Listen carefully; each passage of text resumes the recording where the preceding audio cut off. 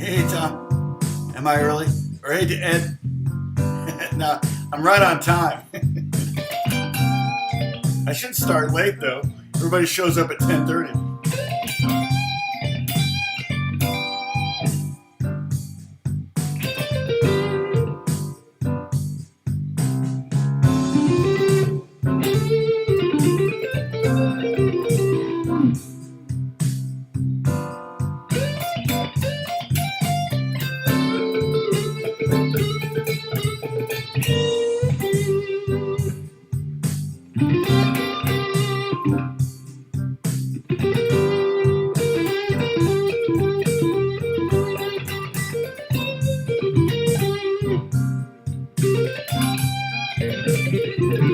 Yeah.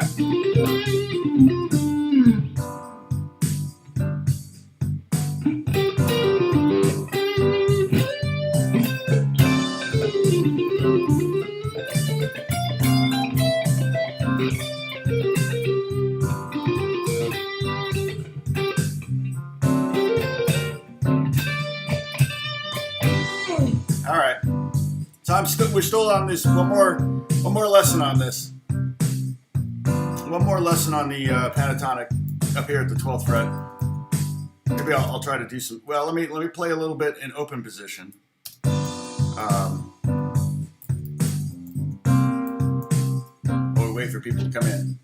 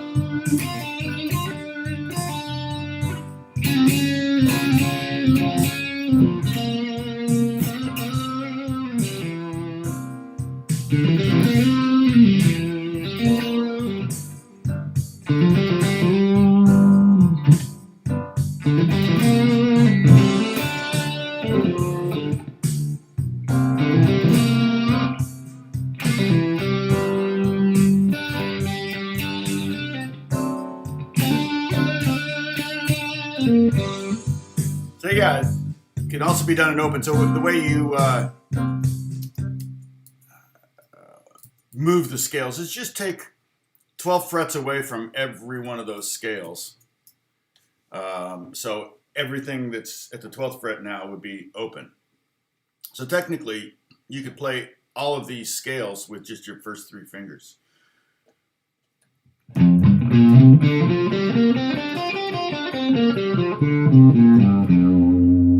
Or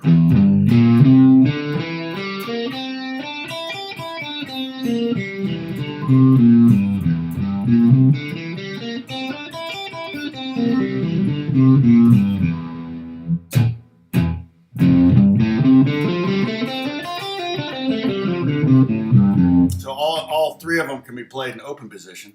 You just it just doesn't look the same. All right, so who's here? Oh, Max. Hey, Max, good to see you. Everybody's saying hi to each other. It's like a family affair. Yeah, I got there on time, or maybe a minute early. Hey, Bruce. Hey, Jim. Bob Schumann. Alex Swage. Buffalo, New York. I've seen you up there before. David Sillers in probably very cool Scotland right now. Holly, welcome. Good day. Holly's from Australia, I'm guessing. No, I know. Let's see. Am I missing anybody here? Bob, Holly, David. Oh, Becker Guitar, good to see you. Oh, weekend. Yeah, my weekends are always busy. Have been my whole life. Yank, good to see you. Caleb, hey, we got some people have been gone for a little bit. That's totally fine. Everybody's got lives. Bob Abbott, good to see you. Charlie B, good to see you. Yeah, it's good. Yeah, we're doing, this is the last of the series. We started doing, I think it was 133 was the first of these. So basically we're looking at 13 lessons on this. On basically, the premise here, the idea is for blues playing, one of your approaches can be to play a different scale over each of the 3 chords in a standard blues progression. The 1 chord, the 4 chord, and the 5 chord. Here we go. And that is not by any stretch necessary, but you could technically play, in this case, the G in G blues, you could technically play G blues scale, which is basically that first scale, but with a note added. You could play that through the whole progression, no problem. A lot of guitar players do. B.B. King might use the minor 6 version, where he takes the 7th of the pentatonic of the G7, goes down to an E. Makes it a little bit happier sounding to me. Kind of a happy blues, which is oxymoronic, I know, but it works. And then, do I know Mr. Sandman on guitar? Enter Sandman. Not offhand, but I could figure it out if I listened to it once. Is it drop D or something? I think it may be D, in the key of D. I don't remember.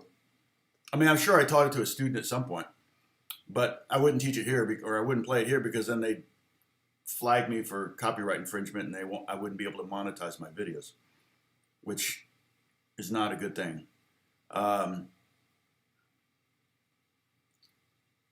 Let's see. I came across one of your finger twister exercises. Yeah, go for it.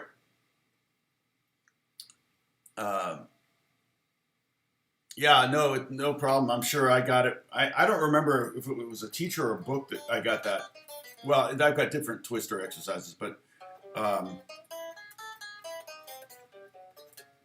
yeah, this one is definitely a really good warm-up. It's designed for finger independence, because what's happening is you're keeping 2 fingers locked, into position, and you're moving 2 other fingers. And then I have an even worse variation on it. That when I was in Louisville last I don't know, John's here. John, when I was in Louisville last September, I was supposed to be there this September, but obviously everything got canceled. I was playing with a cellist, and I asked him if they had any finger exercises, and I showed him that one right there that I was doing. The finger independence exercise, the killer finger independent exercise. And he, oh, you know what? I'm gonna close this a little bit. Yeah, that's better. He said, yeah, we do the same exercise. And keep in mind, they only have 4 strings, so it's not as difficult. But what they do is they separate the fingers. So an example, so instead of doing this, you would have 1 finger on the 6th string and 1 finger on the 1st string and do this thing. Oops. So you would just do the middle 4 strings, and then you reverse those. Oh my gosh. And I could see where that would actually really kind of develop in finger independence. A lot of times what happens when you move 1 finger, you move a lot of fingers.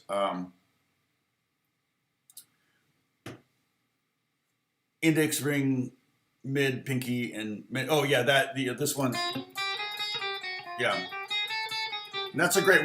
When we first started doing the COVID lessons, we started with a warm up. In fact, we probably should do that, huh? Yeah. I did do a couple warm up video exercises. I thought they might be used more than they are, but not really. Because the nice thing about it is, like, from my perspective, is that you might watch it, every day for your warm up. And not so much has happened. Let's see. Yeah, warm up with Tom 1 and 2. What have I got? Yeah, 800 views and basically 800 views on each of them. 100% likes, which is cool. The G Blues jam track is 94% likes. I got 2 dislikes. The jam tracks always get dislikes. And that's the one I'm playing to, except the only difference is, here it is here. The one I'm jamming to right now, or I was a second ago. The only difference is this is 80.5 beats per minute. What we're playing to, what I'm playing to here is 70.35 beats per minute. And the reason I do the weird timing on it is so that it helps to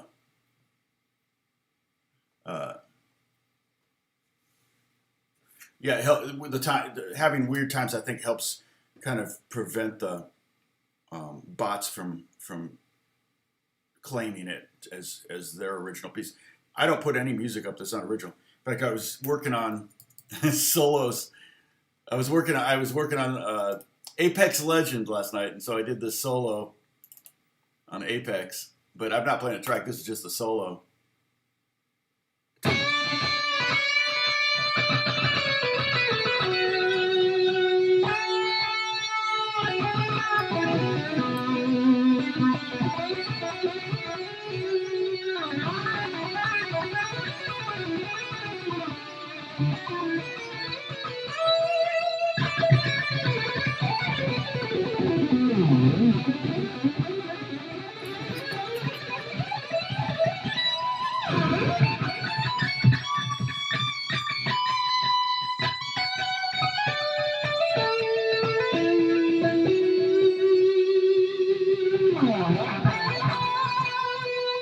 In other words, I was letting my inner guitar god out last night. I had a lot of fun doing that. So, Kathy is, I think, I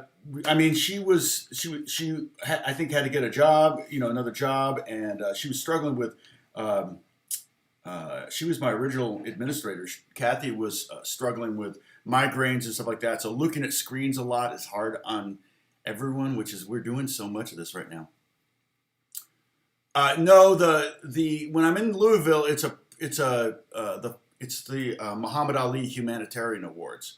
So it's an award show basically, and I'm there with the kind of a band, usually 2 other musicians play off and play on music, and it's fun though. We have a great time. They treat us really well. Usually really nice rooms, first class everything, and then. They won't let us buy food and all that. Get us good bourbon. They give us bourbon. They actually did. They gave us bourbon with our name on it from the Muhammad Ali Foundation. It was really cool. I don't think I still have that bottle. I should have kept the bottle. The bourbon's long gone. Not that I drink very much. I had a beer last night. It was the first alcohol I'd had probably in 2 weeks, but. So I'm doing too much chit chat, but we're not getting many viewers here. Maybe that's why. So let's go through these scales again. Okay, we're at 22 right now, 22 subscribers. So I'm fine. Let's go through these. Okay, we're gonna refinger them again. Up here, we're just gonna play them through up and down, and then I'm gonna show you how to play them in open position. Okay, we got enough light now. Now I'm worried we don't have enough light. Trying to get, it's cold in here, so I'm trying to get as much sun in here as I can. Okay, so start with your second finger on the bottom string at the 13th fret. Okay, if you're on acoustic, you could go to the 1st fret and use your first finger. Okay, we're gonna go do that in a second, but I want to do this. Okay, so 13, and that's an F. So we're playing that first scale up here. Okay, we're playing that first scale up here, starting on the F note, and then after that's gonna be G, B flat, C, D, F, and so on and so forth. So the scale just goes in order. Okay, here we go.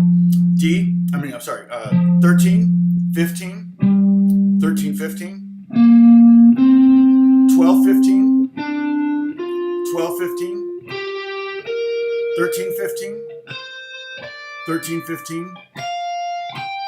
Okay, and then 15, 13, 15, 13, 15, 12, 15, 12, 15, 13, 15, 13. So there's some redundancy. I always say symmetry, but it's not symmetry.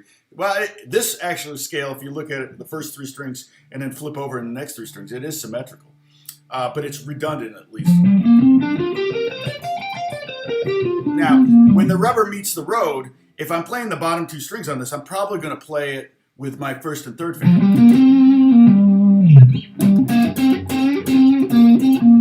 Okay? If I'm playing the top two strings, I'm probably going to play again also with my first and third finger. And there's our root. That's a G note right there. Okay?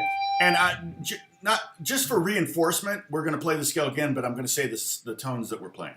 Okay? So don't expect, take a sip because there's no quiz on this, but it's just for reinforcement. The more you hear this, the more you hear the notes on the fretboard, the more you're going to start to learn them. Okay? That's kind of my thinking anyway. All right, here we go. F, G, B flat, C, D, F, G, B flat, C, D, F, and G.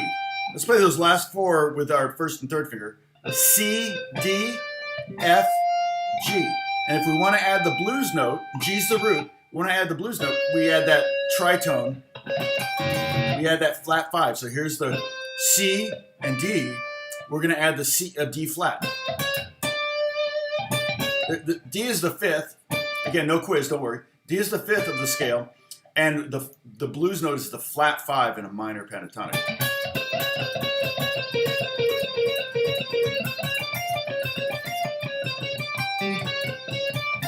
So if you want to do something cool, you can just go. That's really nice. It's right in that scale. It feels great. Okay, now let's do the G myth pentatonic, right, Holly? So, I was bummed. What was that? The guy, Chelsea's guitar purchase helper, guitar player guy, was engaged. That's a bummer. But the seeds have been planted. Maybe Chelsea will log in. I feel like if she's a med student, she's busy as all get out. But it's definitely a little bit of drama we have going on here. That's good television, man. Okay, here we go. A romance, no, not a budding romance, but you know what I mean. Okay.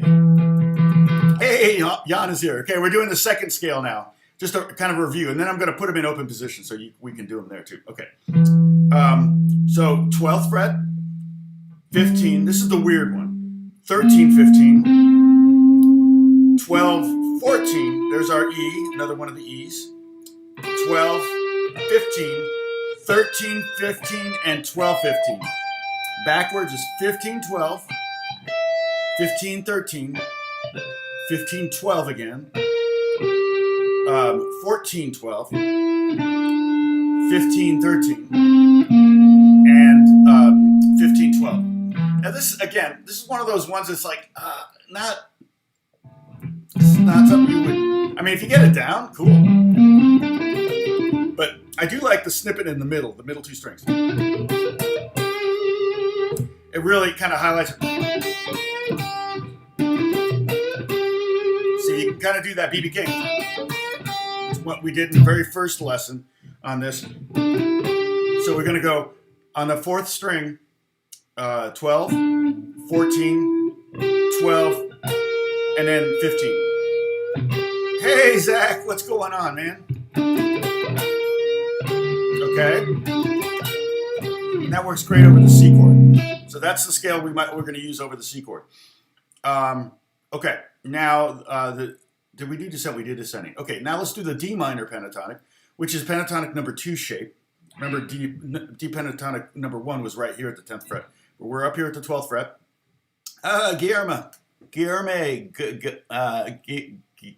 Oh, I can't say it. Sorry. I tried, but I'm really bad with it. Okay, so here we're going to start on our second finger. Oh wait, let's do the G minor 6th pentatonic again with the. I'll tell you the notes as we go. Okay. Again, there won't be a quiz on this, but every time I say these notes, hey, it gets in there a little bit more. You're more likely to start to learn that fretboard, and that's really what I want you to do too. So we have E and then G, B flat, C, D, E, G, B flat, C, D, sorry, my brain shut off, and then E and G. And again, you can do that. I love the sound of that.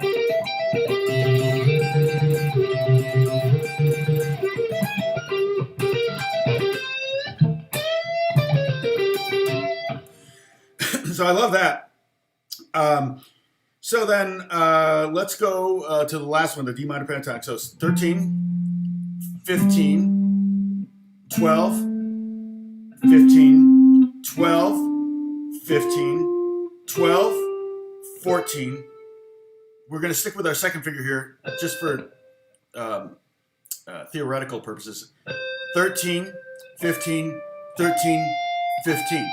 And then backwards, 15, 13, 15, 13, 14, 12, 15, 12, 15, 12, 15, 13. Okay. Now, the notes we're playing again, F, F, G, A. That's the difference there. If you look at the two scales, between the bottom scale, that's the D minor pentatonic, but I started on G note. And here's the G minor pentatonic, okay? I'm going to play over the track in a second so you can hear how these work again. And then, so, sorry. F, G, A, C, D, F, G, A. I'm going to go ahead and shift. C. Then I've got, C, D, F, and G. If you want to get the blues note in there, you can go right there to the one more fret up and you get 16th fret with the pinky. I love that lick right there.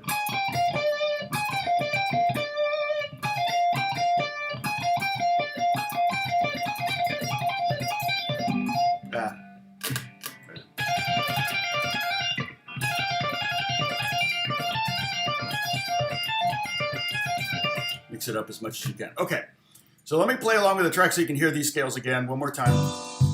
Here's the G minor pentatonic. It's going to be over the G chord. And then the C.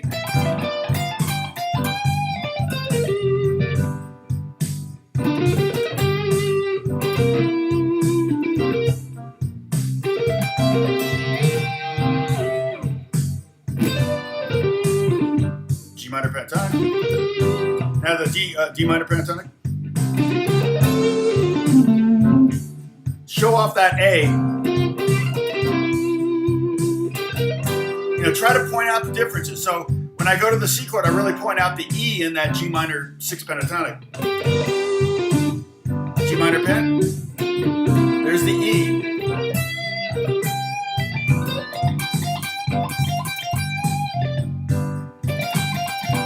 Going to the C minor.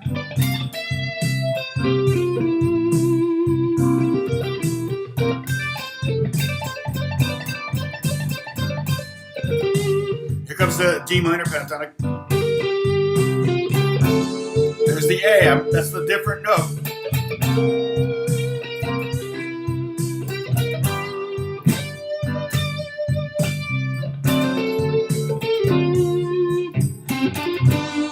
Okay, so that's what this whole series has been about, is about utilizing a couple different scales in the blues to give yourself some flavors. And here's the cool thing is that technically the G minor pentatonic will work fine over G, obviously, and over C it works okay. D, yeah, it's not bad. That B flat sounds a little weird. That's why we changed it to D minor pentatonic, which gets rid of the B flat and replaces it with the A note, which is a much better note to play over the D chord. Like I said, you hear Stevie Ray Vaughan do it all the time, but you hear like, and there you go. And so that's a subtle change. What I do, the great thing about these scales is when you're going from G minor pentatonic to G minor 6 pentatonic, you're moving one note, one fret. Now you may have 3 different places where it shows up. Like in the case of this G minor pentatonic, we're moving the F's to the E's, right? We have 3 F's. So we've got three places where we're moving one note, one fret. So it's not as simple as it sounds necessarily, but in the micro, it's pretty simple. In the macro, the entire length of the scale or the entire length of the fretboard, you're making a lot of changes, but still only one change ultimately. And then same thing going from the G minor pentatonic to the D minor pentatonic. You're making one note change, the B flat to the A. And so that's again. And again, it's the same lick as that in what we did the first lesson, the scale that we did the first lesson, but it's up here on the middle two strings, and it's a much woodier sound. And like I always say, it's one of the great things about guitar is that you can play the same note in so many different places. It actually makes the job a lot harder. But on piano, there's only one place you can play E note, for example, that, you know, the E3 or whatever above middle C. But I can play it in 5 places with a 22 fret neck. If I had a 24 fret neck, I could play it in one more place, so I'd have 6, and every one of those would have a distinctive tone about them. So okay, now let's move this into the open position. Okay, we got 30. Good watching. 12th fret sounds so strange on acoustic. Yeah, we're going to the. We're gonna finger this in open position. Okay, so get ready. If you have your acoustics, if you've been playing acoustic this whole time, I apologize for the last couple lessons. Now, to give you a look forward, we're gonna do bluegrass, and this may be a long series because what I'm gonna do, I'm going to show you. We're gonna start out playing bluegrass. You know, I've got till Monday to kind of figure out how we want to start. I may just start with the G scale because the G scale will work. We're gonna do.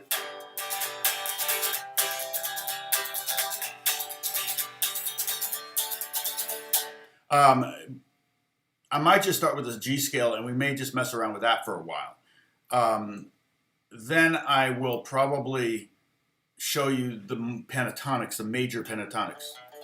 So, and then I'll probably show you the major blues pentatonics. Then we'll do minor pentatonics and minor blues, and so that way we'll have a bunch of options for the chord changes. And then there's some technique things, and then I'm going to be learning along with you. I'd like to do it. I'd like to set up when we do this bluegrass thing. I'd love it if we had some songs, because I feel like the best way to learn bluegrass kind of is the same way as learning jazz is to learn songs. But I have to be careful with the copyright thing. So what I'm going to do is I'm going to direct you to a website where you can download music like this. It has both tab and music notation, so you can practice both. I would suggest working on both at the same time. I have to admit, my eye sometimes drops down to the tab, but I try to read the music whenever I can. But sometimes the tab will help you for positioning, because sometimes a note is being played not where you would normally play it. So tab really helps you to show that. But the other thing is this guy has this page that I'm going to direct you to. Yeah, bebop lines work great over bluegrass. That's true. Yeah, it's true. And maybe I'll touch on that. But again, I'm neither a bluegrass player nor a bebop player. I play a bluegrass player on TV, but I'm not actually a legitimate bluegrass player by any stretch. I probably won't be doing hybrid picking or fingerstyle for bluegrass. Maybe. But really what I want to try to work on, and I don't want to get too off point today, but I want to really work on the alternating picking of the right hand. So there's definitely some hybrid picking in bluegrass. I see it all the time. More in country. And what hybrid picking is using picking fingers. I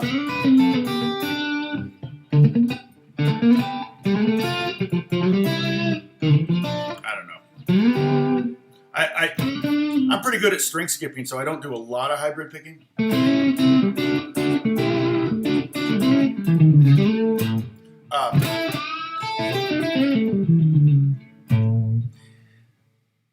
Is this your last lesson, AJ? You're not going to do the bluegrass? So, yeah, it'll be basically more flat picking lesson, and so we may touch on. Well, we will definitely touch on some picking things. One of the things, use a C minor pentatonic. Oh, okay. You were asking. could you just as easy play a C minor pentatonic for what chord? For the C chord, C7? It doesn't seem to work. I'll do it with a jam track here. Yeah, everything sounds like Sweet Home Alabama on that.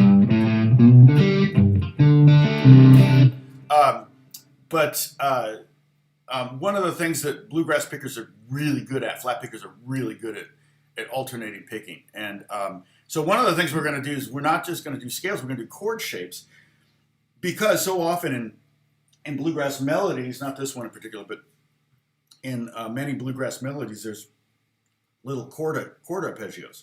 But they don't hybrid, right? So, playing a C chord, I can hybrid it, but they would pick it down, up, down, up, down.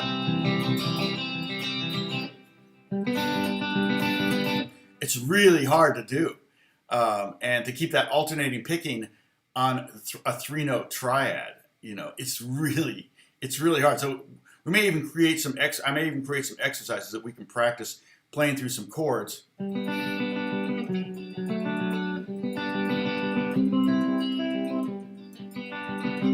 I'd probably should go 1, 4, 1. So, like I said, it's hard. I'm going to get better at it, though, in the coming weeks because we're all going to be working on it together. Hey, I might as well learn something in the process. I always learn when I teach, so that's a given. Okay. So, AJ was asking, John was asking about and I'm assuming the C minor pentatonic. It's like, yeah, why not just use C minor pentatonic? Essentially, kind of what we're doing here is we're playing what I would call this G. If I were to start on the C note, okay, of the G meth, the middle one here, it would be C, D, E, G, and B flat. Okay, it would sound like this. Okay, that's what we're playing. That's the G meth. We call it G meth pentatonic because it looks like it says meth. No, it just doesn't. It just doesn't. For something about it, just doesn't. It's that E flat. It's just the E flat. So basically, what you're playing is a C minor pentatonic with a raised third, because that's the notes. Well, no, that's not true. You would have the 4. So it's not quite that. But this is really, I would call this a C mixolydian pentatonic. Okay, it has a very mixolydian sound. The only notes missing are the F and the A.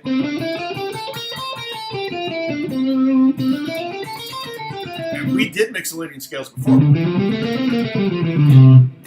Okay, so this works better. But let me jam. I'll use C minor. Okay, and you can see that it's just hard to make it work.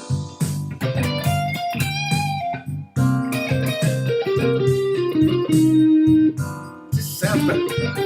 Isn't that weird? G minor works better. G minor sounds.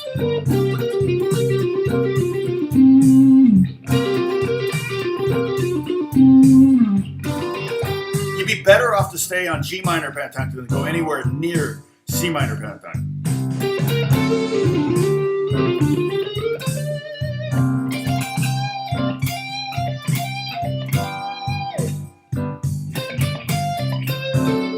Now, if the next question is why doesn't it work, I'll leave that to some academic to come along and answer the question why C minor pentatonic, where D minor pentatonic works fine over the D7, and G minor pentatonic works great over the G7. Why doesn't it sound bluesy over the C7? It just sounds wrong. So yeah, it's not just you. And nobody uses it. So good tone, chord tones is why. Yeah, but the same chord tones exist in both the F and both the G and the D7. You still have that rub of the major third and the minor third, right? You have in the G minor pentatonic, you have the B flat and the B rub it against each other, okay? And then with the D minor pentatonic, you got the F sharp and the the F sharp and the F rub it against each other, and it works. But for some reason that, like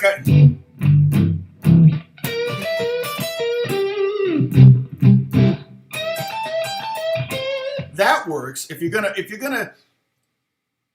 take that E flat and immediately go to the E, right? I think that works okay. But even if you do the partial bend to the E and don't quite get there, you do that blues thing, that doesn't work. It's just like, I don't know if it's historically nobody does it, and that's why, no, it can't be that, because if it technically works, it should technically work, but it doesn't. But yeah, there's something, rubbing. So again, I'll show you, I'll play along again just so you, like if I do that lick I did.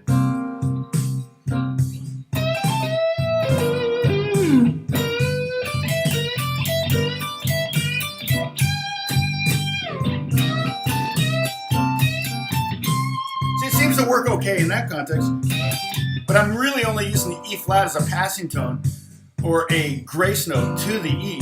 But if I were to sit on it, it doesn't seem to work. See, that F sounds great over the D chord. It just doesn't, the E flat doesn't sound good over the C.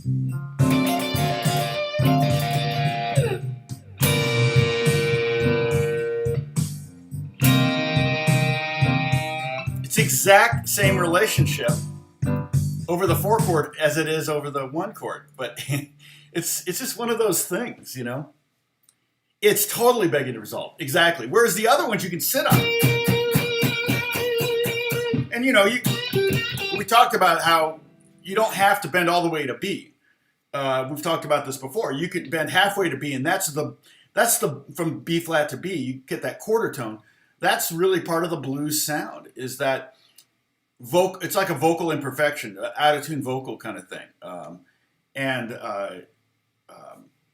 That's what makes it, kind of fun and great. The guitar is such a great instrument for that.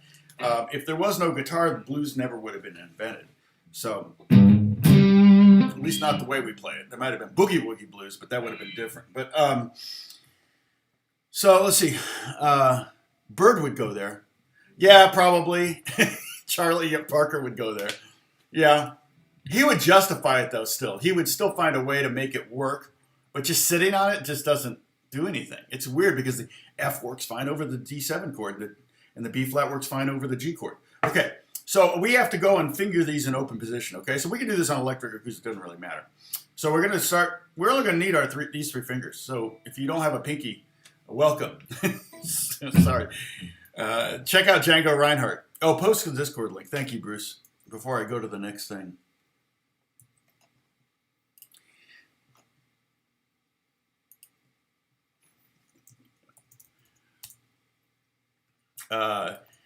Yeah, so my sister in Boston has COVID. She's in the hospital. But she went in the hospital with no pneumonia, and she tested negative for COVID twice. And I'm like, really? You're pretty sure you got COVID. And she doesn't go anywhere. She never leaves her condo. So it's like, how did she get COVID? And then my mother-in-law has it. And my brother-in-law and his wife came up from Ecuador for a month. And they all 3 of them have COVID. And they're all home. My mother-in-law is 84, 83. And they gave her some kind of medicine. All she was experiencing was nausea.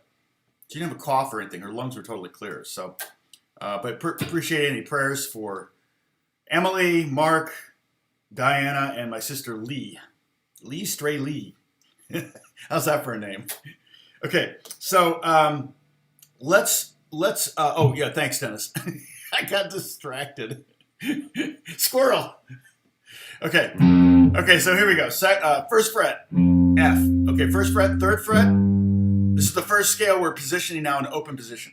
1, 3, 1, 3, open, 3, open, 3, 1, 3, 1, 3. Yeah, if you can, if it's all possible, unless your username has been taken, use the same username that you're using on YouTube for the Discord. It makes it a lot easier for us to know who everybody is. And if somebody gets out of line, it helps us deal with that as well. We had to deal with that this week. So, okay, Becker, you don't, yeah, you can, thank you, man. That means a lot, actually. You're willing to pray, and you don't, but that's actually not a bad thing. That's a very sweet thing. Okay, so I appreciate it. Sam Stamos, what's going on?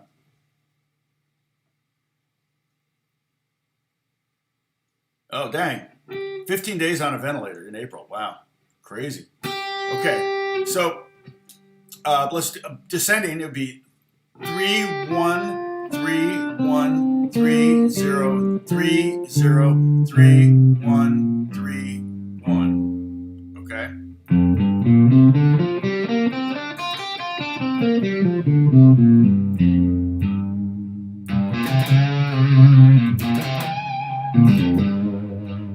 So pretty cool, actually.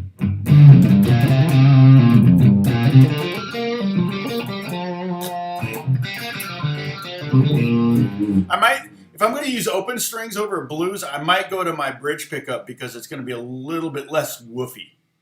So, Hola from Spain. Great. I've been to Barcelona and we loved it. I want to go to Andalusia, which is a region of Spain. Okay, now the G minor 6 is going to be open, 3rd fret, 1st, 3rd, open, 2nd, open, 3rd, 1st, 2nd, 1st, 3rd, open, 3rd. Backwards, 3, 0, 3, 1, 2, did it again. 3, 0, 2, 0, 3, 1, 3, 0. Okay? So very odd scale. It's more one of those things where if you're playing in G minor pentatonic over the G chord and the C chord comes around, you just make the G. You just find an E note and play it instead of the F. Don't worry about memorizing this scale, okay? That G meth scale. And we call it the G meth scale because it looks like it says meth. Oh, you live in Andalusia. Oh, that's awesome. Malaga. Well, see, that's one of the regions I would probably go to. I want to spend like a month in Andalusia studying flamenco guitar, and I want to go to all the different regions and taking lessons and stuff like that. That's a dream. I don't think it's ever going to happen. When you're 59 with a 30-year mortgage, you're not going many places. Not taking much time off from work, I should say. But if the Bieber stuff starts to pay some real money, then maybe I will do that. I don't know. Then I'll probably be even busier. So, let's see. Now, let's see, D minor, the D minor pentatonic. Okay, again, first finger on the first fret, then 3, open, 3, open, 3, open, 2, and then 1, 3, 1, 3. So 3, 1, 3, 1, 2, 0, 3, 0, 3, 0, 3, 1. Let me do it again slower, okay? 1, 3, and then 0, 3, 0, 3, 0, 2, and then 1, 3, 1, 3. Can you go back? There's the root note of that scale. There's a D, and here's the other one, the open D string. Let's do it again with the note. I'll tell you the notes as we go. F, G, open A, C, open D, F, open G, A, C, D, F, G. The last note is G. And that's the root of the key. Okay? So that's pretty good. We've done quite a bit. You go back on these lessons and you've got, like I said before, I think we calculated 120 scales technically, but if you move every one of them chromatically, because essentially right here we've got 3 scales, but if you can put them in 12 different positions, so that's 36 scales. However, the first and third scale here are both minor pentatonics. So we've gone through in these 5 different groupings of lessons here. Basically, I think in 13 lessons, we've gone through the 5 different pentatonic shapes twice. If we look back, memories at the corners of our mind. So if we go back to first lesson here, you can see we did pentatonic 1 for the G minor pen, okay? And then in lesson 4 of this series, or the grouping of lessons 4, we did D minor pentatonic at the 10th fret, which was pentatonic number 1, okay? And here we're up there at the top, we're using pentatonic number 4, number 4 for G, but here in lesson 2, we use pentatonic number 4 at the 5th fret for D. So we only ultimately had 5 pentatonic shapes, minor pentatonic shapes, and we had 5 meth shapes, G minor 6 pentatonic shapes, okay? And so we had 5 of those. So that's 10 scales in 12 positions. That's 120 different scales you basically have access to through these lessons, which is really cool. That's one of the beauties of guitar, is that on piano, when you do a scales, you do your scales, C is very different than C sharp. But on guitar, you do a C scale. If it doesn't have any open strings, all you got to do is go up a fret, and you have C sharp and D. But again, you have to play a scale that doesn't have open strings. So totally different. If you can't move like.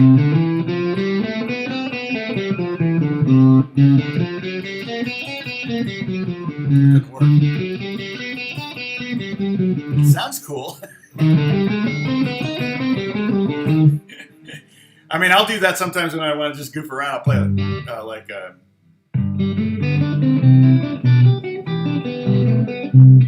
I'll play that and I'll go.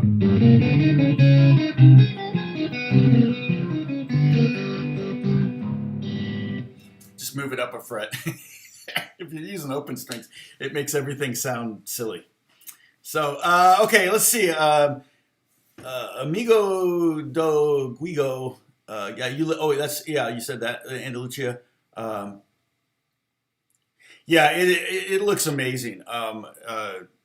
Rick Steves, I don't know if you're familiar with the travel log guy. He's kind of does travel on the cheap, and he does these videos and books. Every time we go to Europe, we always buy a Rick Steves book.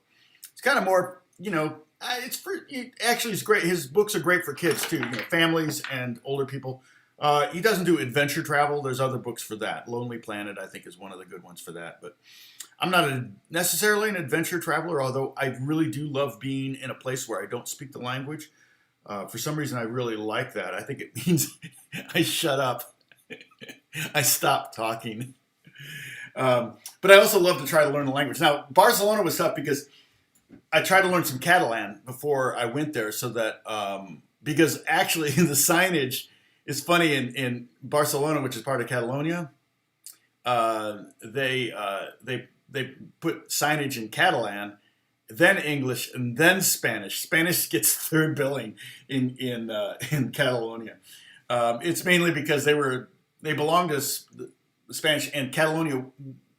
Catalan was not allowed to be spoken. It was who was the Francisco Franco, the president, I guess you could say, or the dictator of not Mexico, Spain, and I think it was Francisco Franco didn't allow Catalans. They weren't allowed to have signage in Catalan. They still spoke it in their homes, but it wasn't allowed to be spoken in schools or taught in schools. And so, as a rebellion, after that was struck down and he died and everything, they kind of brought the language back. And I don't know that it was ever in real danger of dying, but it was pretty close. And if it had gone on for much longer, it would have died because it wasn't being taught in schools. So let's see. Who's sick? Whitsen, you lived in it for a while. It sounds amazing. Amigo is new. I've not seen Amigo before. So Amigo, I'm try to be on every Monday, Wednesday, and Friday, 9 a.m. Los Angeles time. So I think that's around 5 p.m. your time, if I'm not mistaken. So right before dinner. And I do tend to go for a couple hours, but usually it's probably 75% of the time is talking to you guys or answering questions. Um, oh, Dennis is not well. Okay, Dennis, where does it say? I'll put you on my prayer list, Dennis. Where are you? Oh, okay. Yeah, you tested positive for COVID yesterday. Any symptoms? I think I had it back in March. I mean, I may find out that I didn't, or I may get it again. I think you can get it again. I'm not really 100% sure on that, but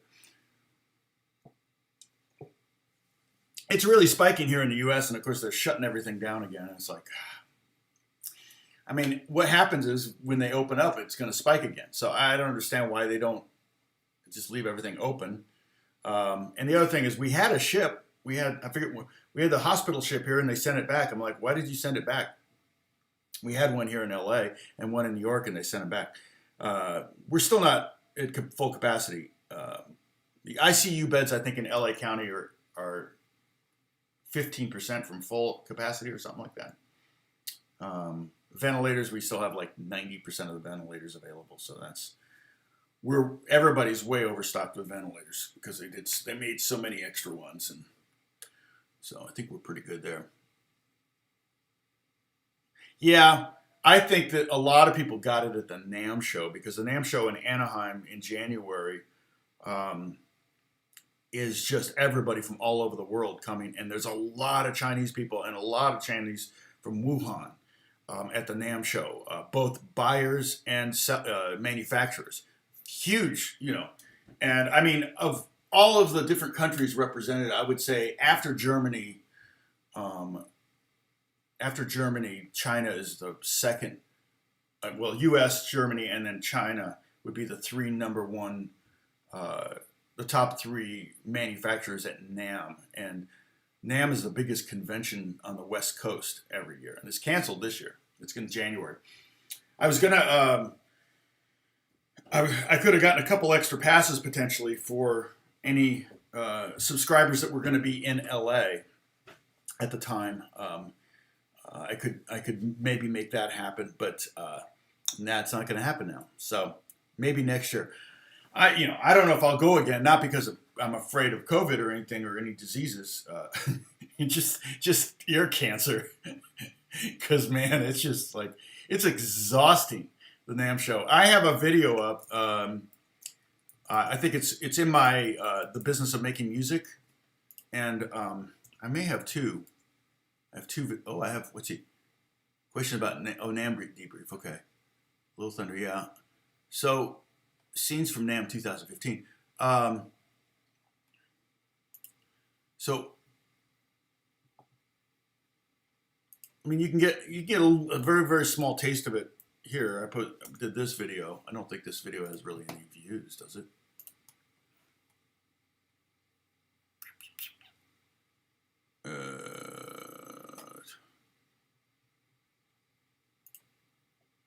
It's uploaded. 400 views. Yeah. And then I have, let's see, what is NAMM and should I go? And I talk about it here. So you can check that out just out of curiosity. And they have what's called Music Messe. I call it Music Messy in Germany. I've never been to that one. They also have a NAMM in Nashville, sometimes Austin, the summer NAMM, but it's about a third the size, if that. You have no idea how big NAMM is. And there's lots of videos up if you Google NAMM or go to YouTube. NAMM 2019, NAMM 2020, NAMM whatever.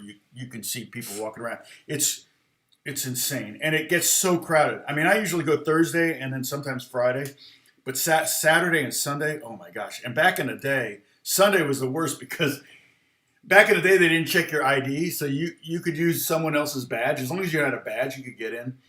So people would just, Sunday was just people showing up that whose names didn't match their badge at all. Now you just to walk in, you have to, every time you leave the venue and come back in, you have to show your ID, and it has to match your badge. Yeah, it's crazy. So. Yeah, Dennis, I'll be praying for you that you keep us posted. We'll see you on Monday. Hopefully you have no symptoms. Now, when you were tested because you had symptoms, or were you tested just because you had a random testing, or you had to get tested for work or something like that? Oh, thank you, Bob. That's really appreciated. I like the emoji. That's fun.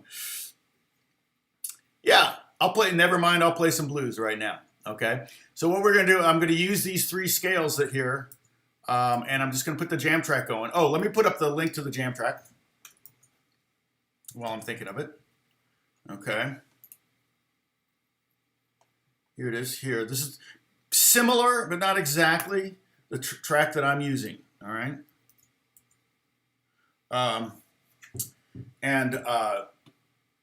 Very similar to the track that... the track I uploaded is a little faster than this.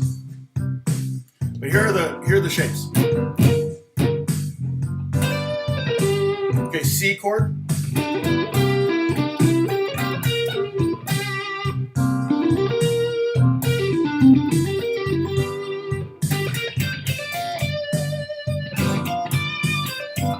Now go to the D chord.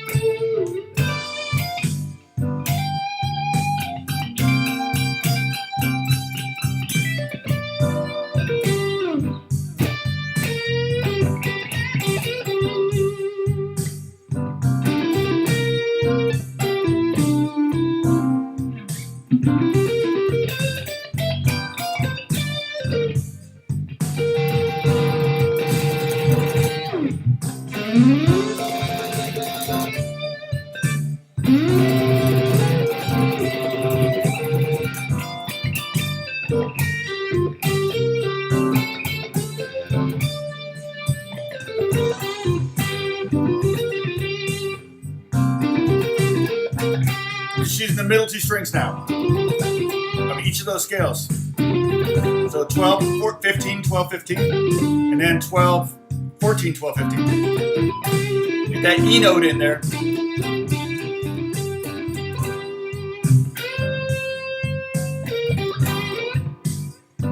Okay, now I'm going to go 12, 15. And then I love that, doing those 2 against each other. It's so fun.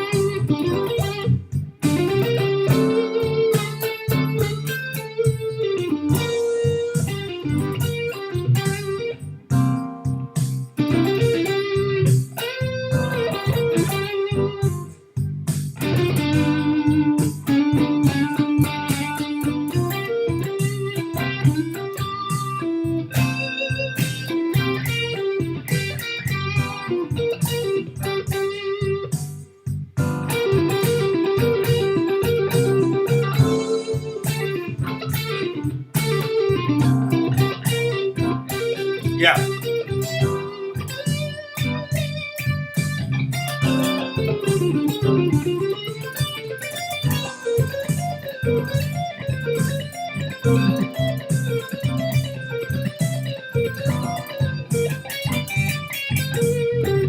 So I'm doing the blues notes there on that one. I love skipping that string. It just sounds cool. I don't know that it's particularly bluesy. I've never heard B.B. King do that.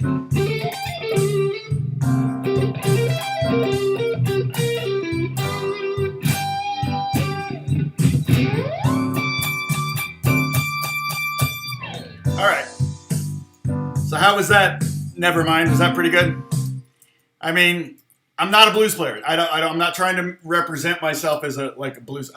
What I am is a session guitar player. Okay, so what that means essentially is, I hate to use this word, but I'm kind of a whore. So you do whatever you have to do to make the client happy. Okay, that's not a good. I'm just not. That's a really bad imagery. I'm sorry about that. I wish I could take it back. I may have to change the but what job isn't like that in some ways, right? So um, I wanted to do session work from the age of 15 on. And I was in Indianapolis, Indiana, where I basically grew up. Kind of moved around a lot as a little kid, but once I got to like, I think 5th grade on, I was in Indianapolis, and really felt like I was stuck there because I started to read album liner notes and listen to musicians and things like that, where I was reading about all these musicians, and I'm like going, oh wow, look at these guys. Oh, look at this record. Wait a minute, this band doesn't play their songs. This is like other people. And look at this guy's on 15 of my records, the same guitar player. And so I was getting into that. Tommy Tedesco, who is kind of a member of the Wrecking Crew. So if you've never seen the movie The Wrecking Crew, I really recommend it. It's not, I wouldn't call it necessarily a great, I think it's a great documentary. But it's great because it's very specific about what I'm interested in. It took Tommy Tedesco's son, it took him 20 years to bring the movie to the public, mainly because in the movie there is snippets, again, that word, snippets of 125 different songs that the Wrecking Crew played on. Everything from the Pink Panther theme to These Boots Were Made for Walking to Good Vibrations by the Beach Boys, to Elvis Presley, all sorts of stuff. And many of them, not all of them, unfortunately, many of them transitioned into movie and TV work. And Tommy Tedesco was one of those guys. And in the 70s, he started writing this column in Guitar Player magazine that I subscribed to when I was 15 because I was like, I was really getting into guitar, and that was the only guitar magazine, and I subscribed.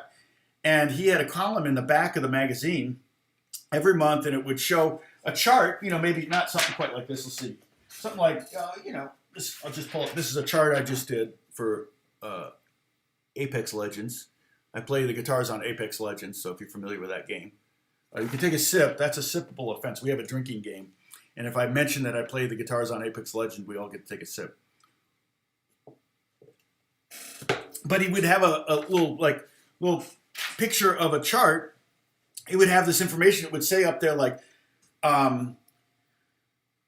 who he worked for, which was actually pretty gutsy of him to put that there. But he would put the composer or the contractor's name up there. He would put what instruments he played. He would say like Yamaha electric guitar, and he would say Ovation acoustic guitar and Martin ukulele, and then he would say hours worked, 3 hours worked, wages earned, $360. I'm like, $360. Keep in mind, this is 1976. The minimum wage, if there even was one in 1976, was probably $2 or $2.50. And so I'm like going, well, he's making over $100 an hour. That's the job I want to do, right? I was like, heck, that was more than lawyers were making at the time. So I was kind of like, wow, that's pretty cool. So F major, Whitness, if you put all the notes together, does it have a name? Is F major, or am I going insane? Yes, no, you're not insane. That would be exactly right. Or G Dorian, which is relative to, which makes more sense if you think G Dorian. Same notes, G, A, B flat, C, D, E, F, and G. That would be G Dorian. Also relative to F major. But I would be much more prone to think G Dorian over the G blues than F.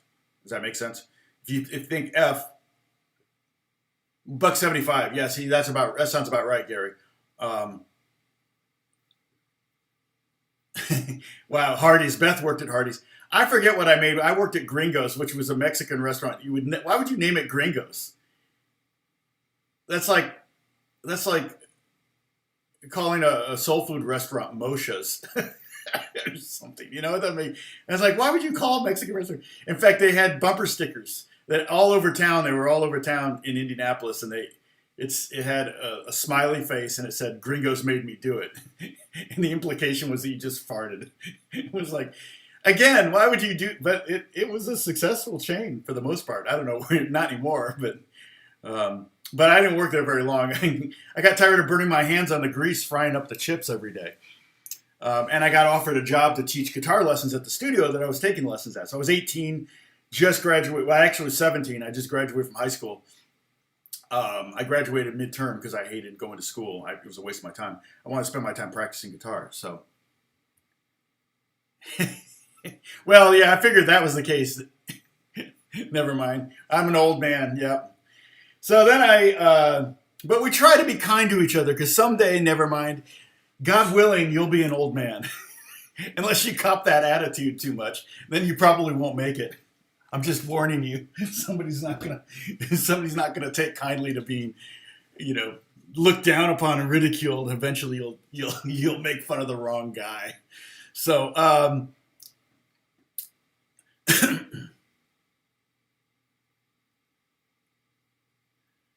yeah. So yeah, who knows with the COVID thing? Yeah, my sister's in the hospital with it. She had pneumonia, and it's like, well, yeah. It's like, but she tested negative twice, and then they finally got a positive. Of course, I've heard a lot of people getting false positives, so that's the drag. You get tested positive, and then you got to quarantine. Um, so, but one of the things about session musicians is that you kind of have to be good at a lot of different styles. If I got called to play mandolin or even guitar for a bluegrass record, like 10 songs, I would say, no, call somebody else or call this guy or whatever. In fact, recently I got called to do banjo on something, and I had him send me the music, but the banjo part was harder than I could do. And so, so I just sent it. I told him to call this other guy and see if he could do it. I would love to know. Actually, I should call him and see. And the problem was it was a new composer I'd never worked with before. So I should probably follow up on that and see how it went. But because I always like to work for new composers. But now that I had to connect him to a different guitar player, and hopefully, he's not working for him now. But anyway, that's just the way of the world. Hey, Argentina! Amazing. We have so many people here. We have Argentina, Morocco,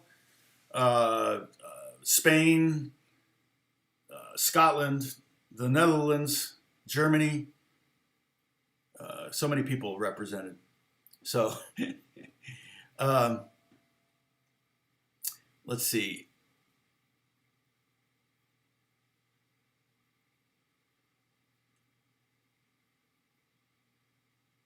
Yeah, I think Gary, it's not. Yeah, Gary's saying it's not as much of a killer as it was. In fact, I mean, it's some numbers would say 1% because if you look at the number of in the U.S. the cases and then the number of deaths, and it would basically they're about 1% of, but the cases don't include people that never got tested, obviously. So. And the CDC said that number could be over 100 million, which means it's 8 times higher than what actually is reported around 12, 13 million. I mean, I just looked at the stats. So far in the world, where is that? I had it up. So far in the world, let's see, Worldometer is a great source for this kind of info. So far in the world, this year there have been 54 million deaths. Only 1.5 million of those are from coronavirus.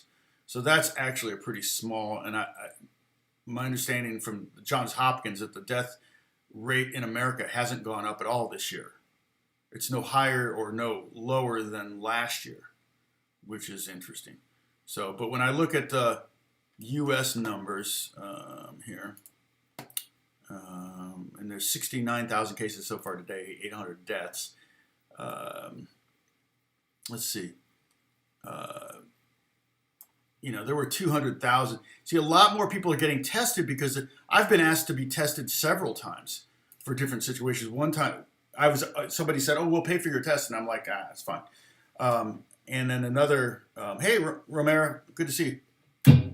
So, but I still think you want to definitely be very cautious. One thing we've been doing is we've been taking massive double doses of everything: vitamin D and vitamin C and zinc.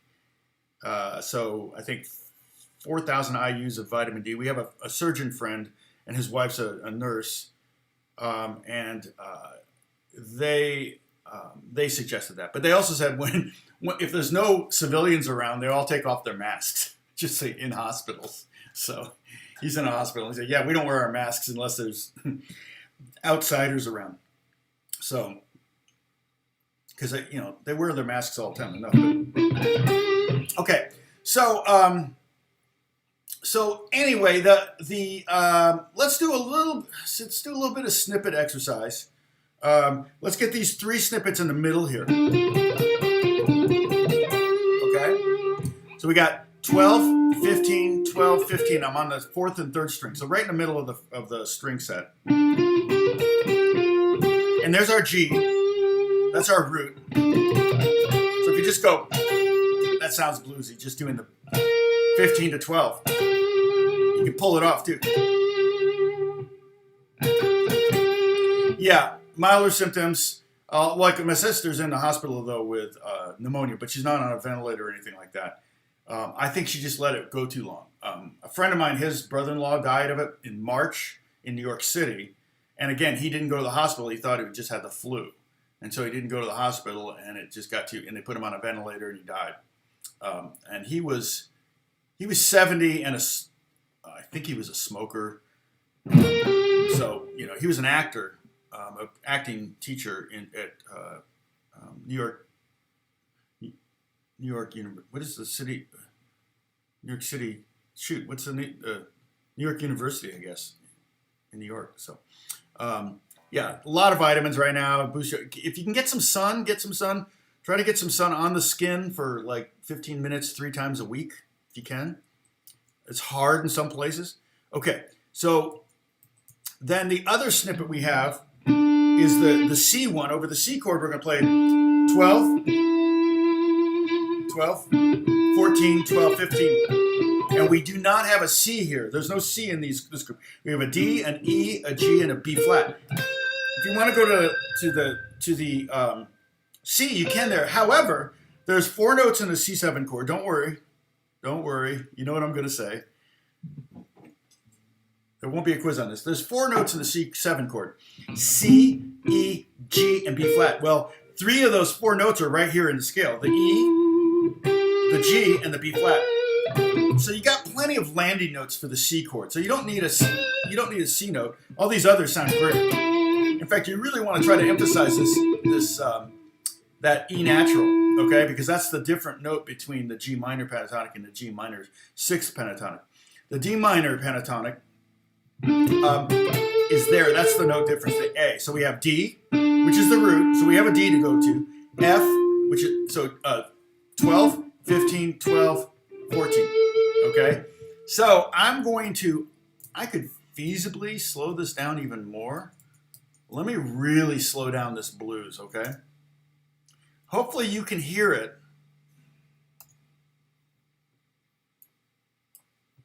Let's see, I'm at 70. Let me go to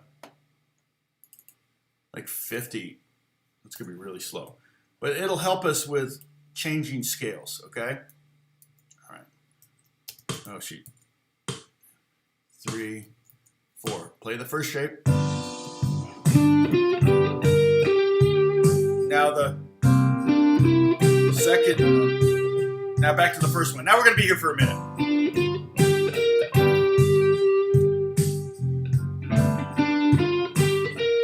Now go to the C, the G minor 6th. You can end on that note. Just play these 4 notes. Now back to the G. Okay. Hey, Ed.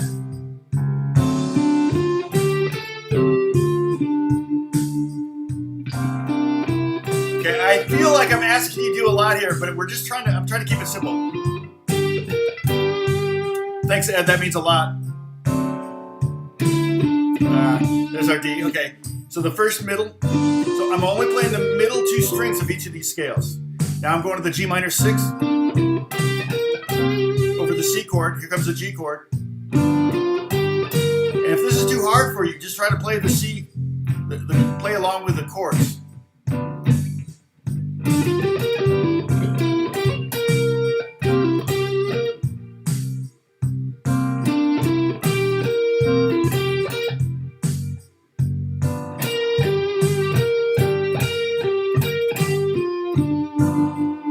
Okay, now we're going to the D minor pentatonic.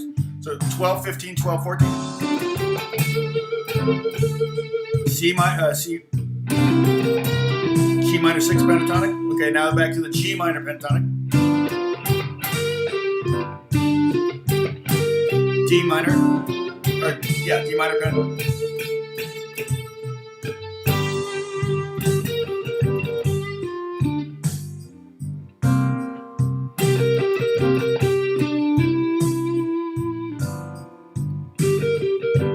I'm going to try to be quiet here so you can kind of play G minor pentatonic. Okay, now go to the G minor 6 shape. And if you got it down, you can do run the whole scale if you want. Play anywhere in the scale, but just concentrate on those middle two strings. Now to the G minor pen, 12, 15, 12, 15. Hey, Catherine. Okay, Ed, I'll get to your questions here in a second, okay? D minor, G minor 6 pentatonic to the G minor pen. Great, you sound great. We should do a Zoom one of these, huh? I should do a Zoom invite. We could put it up on Discord and everybody could join. Oh, that could be crazy. I would get, oh man. Of course, I'd have to look at you. Okay, G minor pentatonic, 12, 15, 12, 15.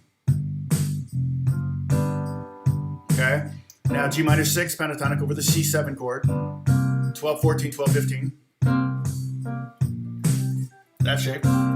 Okay, now we're going to go back to the G minor pentatonic. We're on bar 7 of the progression. We're getting ready to go to the bottom line here where the D7 is. Okay, D7, play the D minor pen. Okay, and then G minor 6 over the C7. And then G7, over the G7, G minor. And then the D minor pen for the last chord. Okay? All right. That's really slow. If I do undo, will it go back to, yep, it did. Okay, cool. Now it's back to normal. All right, so Ed Hunt has some questions. I think, Ed, did you make a comment on my YouTube channel basically saying how much you like my teaching? I really appreciate that. It's funny. I mean, I'll get the comments where people say I'm an awful teacher, they hate my videos or whatever. But for like every one of those, I get like 20. It's just funny because I approve them all generally, unless they're really nasty. But it's funny because I love to see the comments where you've got this, you're the worst teacher ever, and then you've got, it's followed up by like 10 people saying, you're the best teacher ever.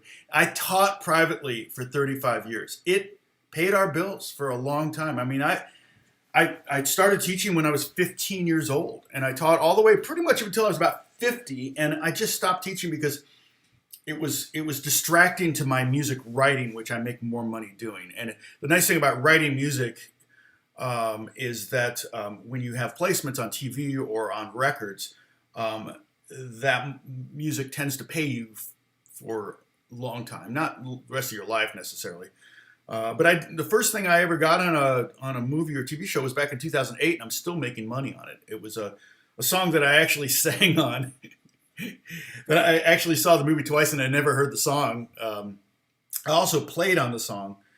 Or played on the movie. I was on the score, but I co-wrote a song with the composer because they needed a song, and the movie was Supercross, and so it still makes money. I mean, it's pennies, maybe I make, I don't know, $4 or $5 a quarter from it now. But hey, it's crazy because over the time, we actually did a license. It was a $1 license. We licensed it to them because the production company had long since run out of money, and they didn't have money to pay us. And one of the bands wanted $10,000 for their song. So they just said, would you write something? So I did kind of like a 9 Inch Nails kind of vibe. And they liked it, and we sold it to them for $1. And, we own the rights, the publishing, and everything, me and the composer. And so that's how we made thousands of dollars off that. I mean, if I went back in time and looked at all my statements, maybe as much as $10,000 for that morning. And that was one of those things where I went, wait, what? I need to do more of that. So getting placements, particularly on movies that get aired a lot, are good. If it's a TV series or if it's a soap opera, I know people think, I got a song in a soap opera. It's like, well, it's going to air once. So, okay, so Ed asked me a question about improvising. Can you talk about the difference between using fretboard knowledge and guitar tricks, i.e. specific riffs learned from blues players? Yes. It is. So Ed, I want to make sure that I want to come clean here. I want to be full disclosure. I am not a blues player. In fact, I started this whole series out basically saying I didn't realize how hard. I thought I was a snob. I was a jazz snob when I was in high school, and so, but even so, even as I cured myself of snobbery in that regard, I still thought blues was easy until I got in a blues band. And the thing about being a guitar player in a blues band, and we had 2 guitar players, but still, you're probably going to take a solo on every song. And you're like, well, it's just the blues. You can play blues. It's easy. You just play a minor blues scale over the, whatever. And the problem is, and all the songs were kind of different. Some of them were Texas Shuffle. Some of them were Chicago Feels. We're doing like Buddy Guy, and we're doing C. Ray Vaughan, and we're doing B.B. King, and we're doing, Stormy Monday, and all these different songs. Some of them were kind of pseudo jazzy, and some of them were very bluesy. Some of them were very simple. Some of them were very fast. But I found that we did one gig. It died I think just because there was no money in it. And so everybody that was playing in the band kind of needed to make money, so it wasn't going to go anywhere. But somebody had the idea to do it, and they asked me. And so I did it, and I used up all of my blues licks in the first song, and I still had like 8 songs to go. And I was like, oh no.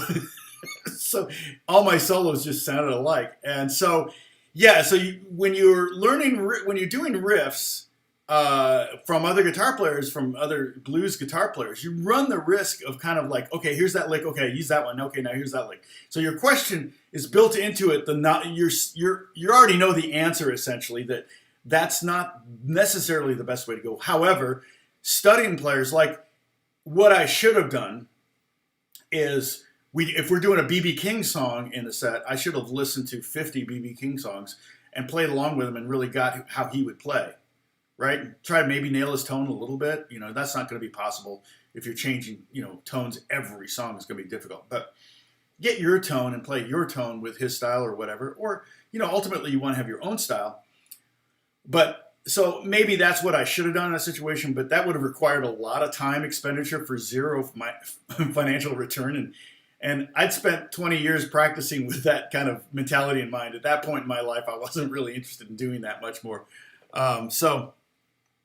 Fretboard knowledge is good, but what it tends to do is fretboard knowledge tends to make you play in patterns or maybe play things that sound like exercises. Like if I'm playing over this blues and it's G, first chord G, and I just go... that works, but it just sounds like you're doing an exercise. Or if I do, okay, that also sounds like what you want to try to do is use your fretboard knowledge, use your knowledge of other guitar players' licks, which is a good thing. Licks are funny though, because I find that you're always looking for a place to use. It's like. And I work a lot. I play at church, and I work a lot with church worship leaders and worship guitar players and stuff like that. I have in the past, anyway. And one of the big failings is like you get a new pedal, and it's like an auto-wah, some like completely useless for worship pedal, but you get it, and somehow you work it into every song that weekend, and it's like no, and it's the same thing. You learn a new lick like. And next thing you know, you're doing that in every song on all 4.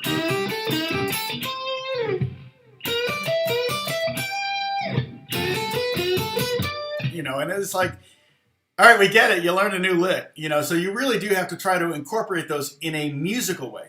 And one of the best ways to be more musical with your playing is to try to sing along with it, okay? So you...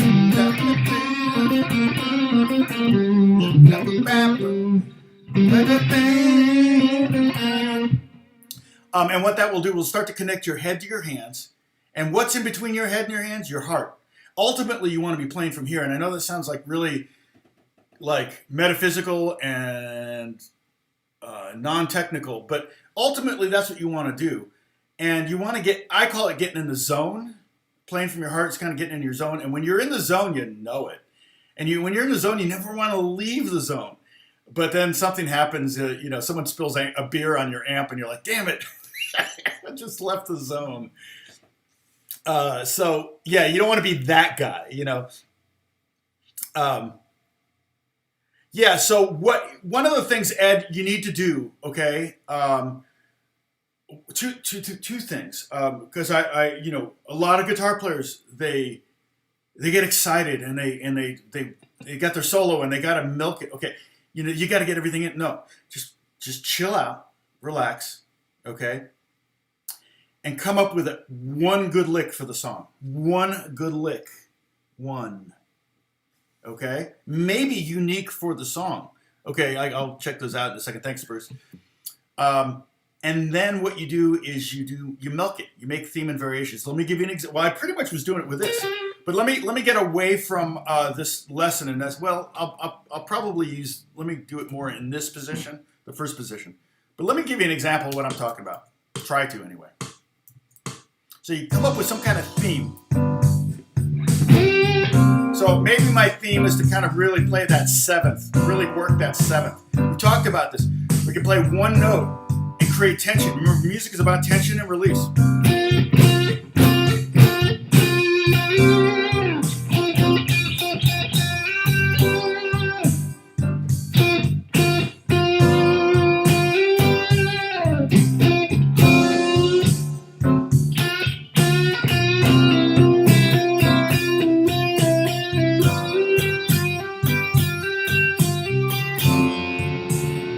I'm really just playing around with a note. Now I'm going to mess around with B flat.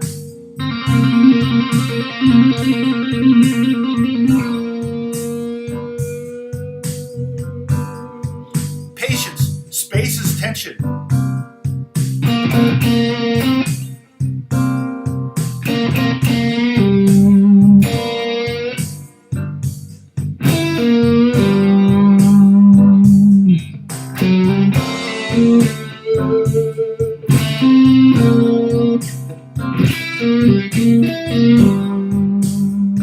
Just find something around there that speaks to you.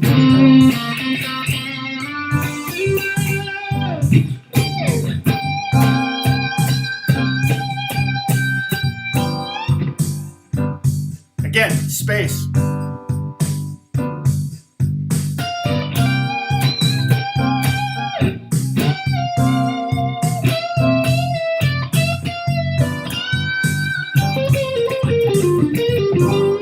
Work at a scale or something. Then you go.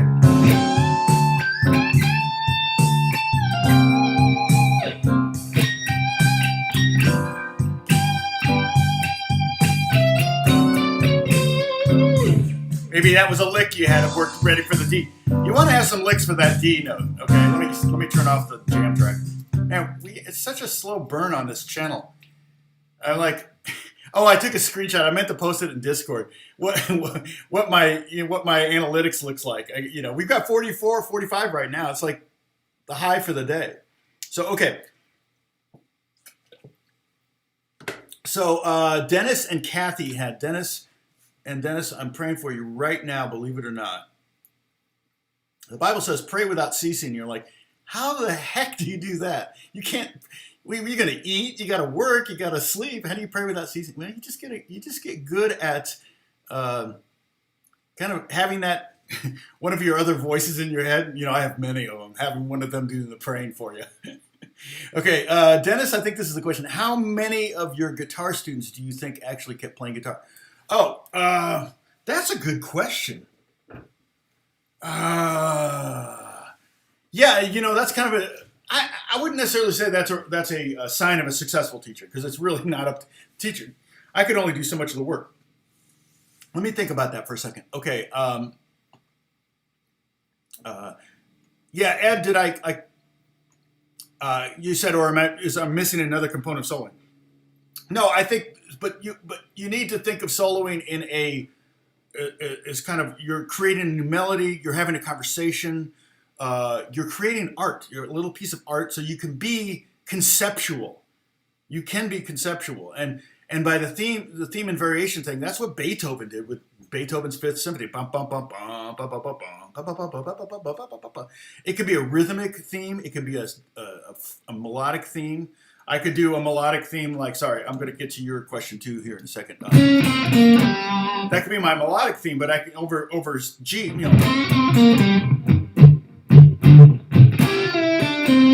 See, I did the same.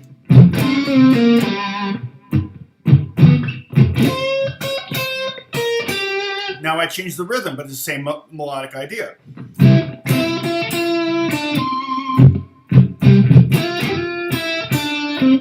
See, you take it, like I said, milk it. And if you have to go for another chorus around or whatever, then you can get a little bit more busy or whatever. Things will start opening up on your neck. Hey, Benatti, good to see you. Singing with the guitar is a good way to kind of connect the head and hands. I'm doing it even if I'm not moving my mouth or, I'm still hearing melodies in my head. Okay. Let's see. Okay, so questions. And so Dennis, I think I got yours. And then Kathy. Oh, here we go. Do you ever use hammer-on technique for these? Oh, of course. For these riffs. Yeah, I knew what you meant. And let me put the, hey, FCG. yeah, sorry about that. I'm like, now we're doing mostly chatty stuff. So let me grab the Discord link and I'll put it up there. Or Dennis, can you do that? Why don't you do it? Can you do that? Oh no, Dennis is sick with COVID. Why am I laughing? I'm not laughing, Dennis. I'm just like, I'm laughing at myself for like making a COVID patient do work for me. Yo, man, I need the dumbbells moved from my attic to my basement. You want to come over and do that for me? It's like, God, what a jerk I am. That Strahle guy, such a jerk. Oh wait, here's the introduction, and I'm going so slow on finding this link that Dennis is going to do it anyway. All right, I should just keep a Word doc of all the links and stuff that I tend to paste. All right, here we go. So there's a Discord. You can join that. Try to use your if it's not taken, use your same name for your YouTube. If you join on, I think I'm T Strahle on both my YouTube and my. Although it may say in here, it'll say Tom or say our names generally. It says Tom Strahle, but my actual name here is T Strahle. Yeah, Dennis, thank you.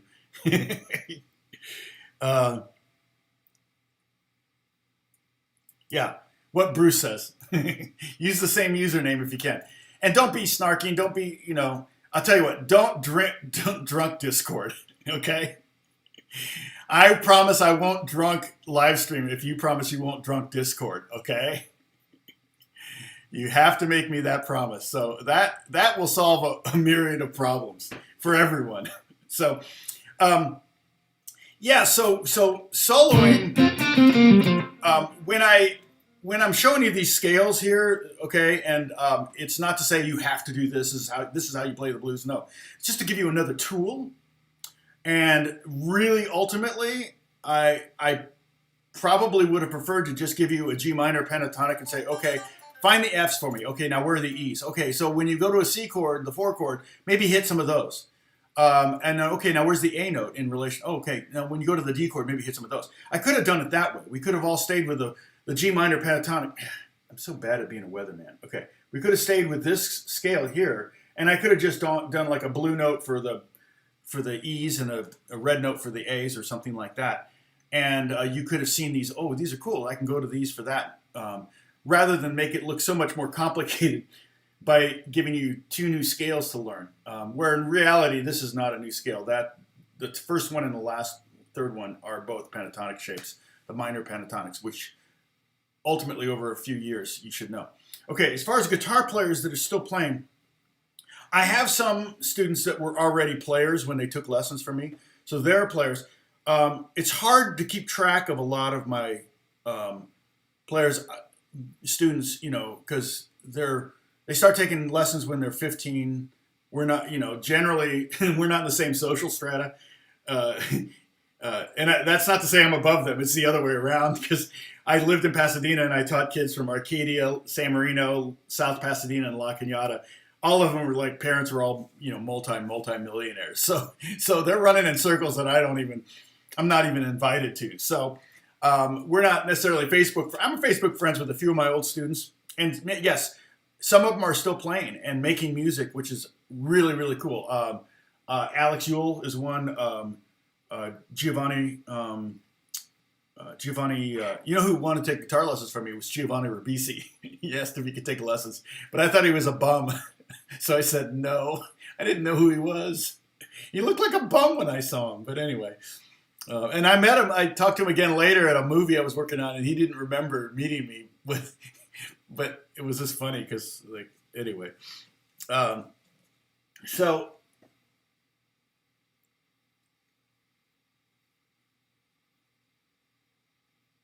yeah, no, Noah. That's When you're building a solo, I mean, if it's 8 bars or if it's 4 bars, you can write a solo also. So like if you're in the studio,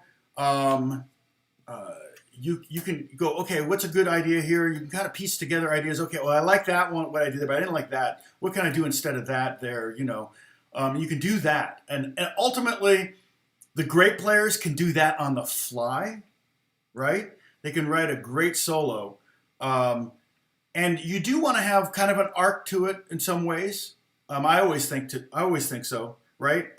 You can build momentum, as you said. I think you used the term momentum. Is that right? No, build up a solo. But you said to build.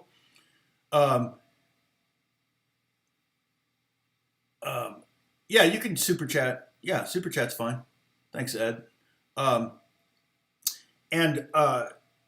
So you want this kind of, well, for you guys, I guess it's like this. You want an arc to your solo. And there's ways. There's three ways that musically you can kind of build it up. You could volume dynamics. You can start out quiet. There's a black pastor that comes to my church to preach, and he sounds so bored and like he doesn't want to be there when he starts his sermon. Right? It's like, in 2 Jeremiah, or Jeremiah, it says, blah blah blah. And he talks like, and by the end he's totally doing the whole preacher thing, and he's like, and everybody's on their feet like screaming and yelling. It's like crazy. And he's like, man, he did that it took him 40 minutes to get there. He knows how to to build that slow burn, man. And every time he comes, it's like everybody's so excited because they know what's coming. And it's the same thing with a good guitar solo.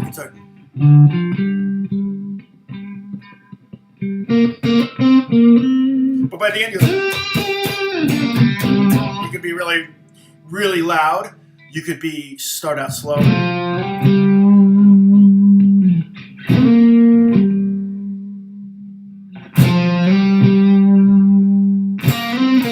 then at the end, you're like,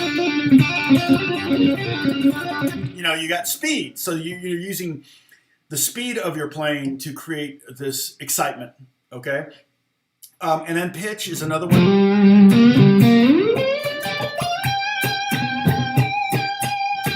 Right? So you can use pitch to it. You can use all 3 of those.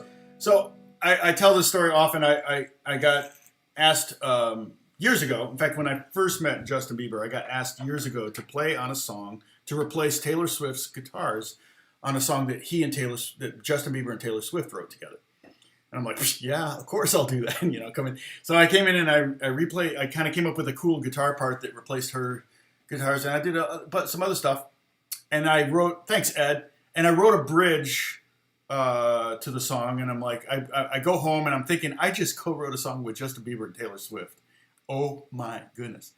And then they called again the next morning and said, hey, could you come back? And I'm like, of course. They said, we want to replace the bridge with what we had in there. I'm like, oh, dang it. But we also want you to put a guitar solo on it.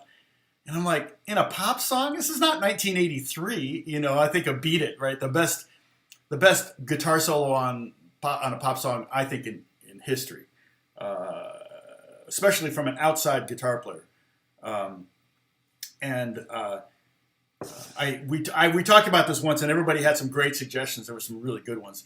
But so I go into the studio, and I'm kind of, the producer's a good friend of mine, and he's the guy that brought me in. And I said, really? Are you, he goes, yeah, I want an 8-bar guitar solo right here. And I go, 8-bar guitar solo in a pop song? Really? Are you sure? And he goes, okay. He clickety click. He's working in Pro Tools, right? He's a Pro Tools monster. And all of a sudden he goes, now it's 16. And I went, dang nabbit. I opened my mouth again. Why did I do that? And so thank you, Noah, for subbing. I appreciate that. And so I'm like, okay. So I'm already thinking, okay, I got to build this solo. And it's just me and the producer and the engineer. And the track. And then we're working on some clean electric stuff, kind of 80s type chorus stuff. And all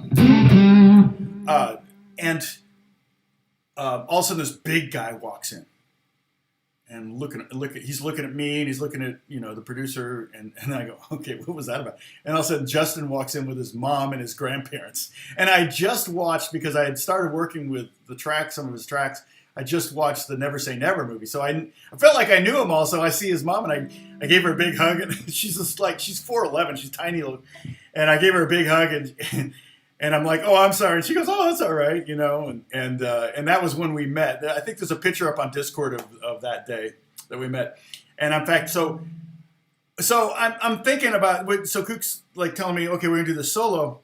And so I'm thinking, okay, how are we gonna, I think the song was in E minor, right? I was like, I can't remember exactly, but it was like 3 chords. It was a very basic pop type thing. And Taylor Swift wrote a great lyric and melody. She's so talented, and so is Justin. They're both just off the chart. And so I go, well, okay, I'm just gonna have to build something. And then Cook goes, okay, so I want you to start on the highest note you can start on the guitar. I went, what? Because what's the highest note in the key? And I'm like, well, I mean, D or B, this note. And he goes, yeah, start on that note. So now that took away one of my climbing tools, right? My building the solo tools. They took away the pitch thing. I'm already starting on the highest note. I'm like, dang it, I can't go in. So now all I got is volume and speed. And he goes, yeah, start on that note and like just scream it. I'm like, I lost my other like tool to build a solo. And so, but between Kook and Justin and I, the 3 of us, we composed a solo. So we really I wish people could hear this song. I don't know. I don't know that I would become famous, but it would be pretty cool. It would be a hit, although Justin sounds like he's 15, which he was at the time. And it would be a hit because it's got both their names on it. And I probably would get credit for the guitar solo. So I would get credit for for playing the guitar solo, but I probably get writer's credit also. Because the team has been really cool with me for things like that. So, but it was like, in fact, it was this guitar I played on the solo. And so, I came up with a cool start, and Cook said, what about do this? And so I found it and did it. Okay, we punched it in and add that. And then Justin goes, how about this? This would be cool. I'm like, oh, that's a great idea. Justin always had great ideas. So I do something, whatever. And then I do some flashy thing. And then they go, now do bah, bah, bah, bah, like that, bah, bah, bah, And we built this solo, a 16-bar solo over this Taylor Swift Bieber song. And I think 10 people in the world have heard this song. It's on hard drives, but it's not really. No one's. I would be shocked if it's ever gotten leaked. Let me just check. They would take it down really fast because Taylor didn't want to release it. And, Justin wouldn't want now, but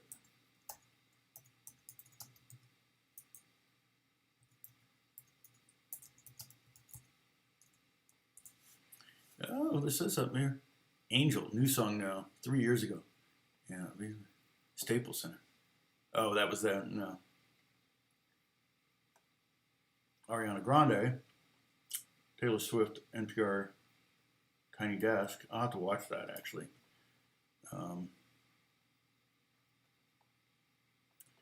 Yeah, I fortunately, I mean,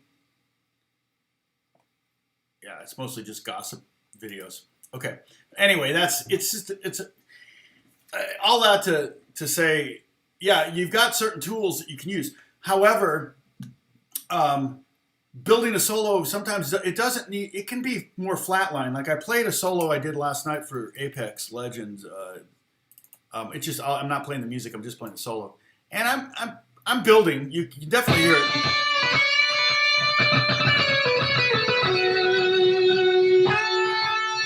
But he wanted me to stay up in the upper register to cut above all of the stuff going on below. And this is for a jump suite, so I'm not sure what that means. I think if you play Apex, it's like when you're jumping out, if you have the music on and you have this character's skin on, you'll hear, like this track that I'm playing to, but I'm not playing the track, so. Yeah. That's a sippable effect.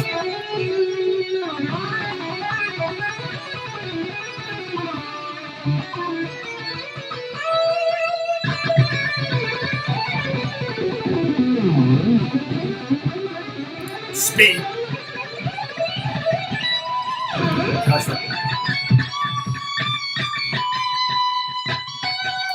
And I mean, one of the keys too to playing a solo is to get a tone that inspires you. And I know that's very 80s, but that's actually what they asked for. They said make it sound like an 80s guitar god. So I was kind of channeling my inner Steve Lukather, who's one of my favorite guitar players and session players and everything. I don't know if you could hear that, or if it was, in fact, where is that? If I play. Oh, so it wasn't too loud. But okay, Catherine, get back to work. I don't want you to get fired. That would be bad. Oh, so Ed's already knows the drinking game rules. Ed's been playing along at home. We have many of them. If I touch my face, that's a sippable offense. If I drop my pick, that's a sippable offense. If I drop a thumb pick, which really should never happen, I have to find a thumb pick first. If I drop a thumb pick, that's 2 sips, okay? If I say there won't be a quiz on this, that's a sip. So Monday we're going to start with a new series. We'll be on acoustic guitars, okay? You can play electric too, it doesn't matter. But we're going to be doing open stuff, and we're going to be playing along with probably a bluegrass jam track a little bit.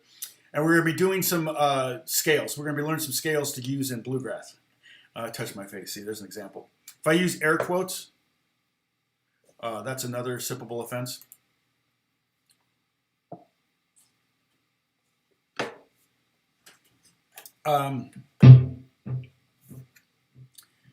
If I drop my guitar, yeah, no.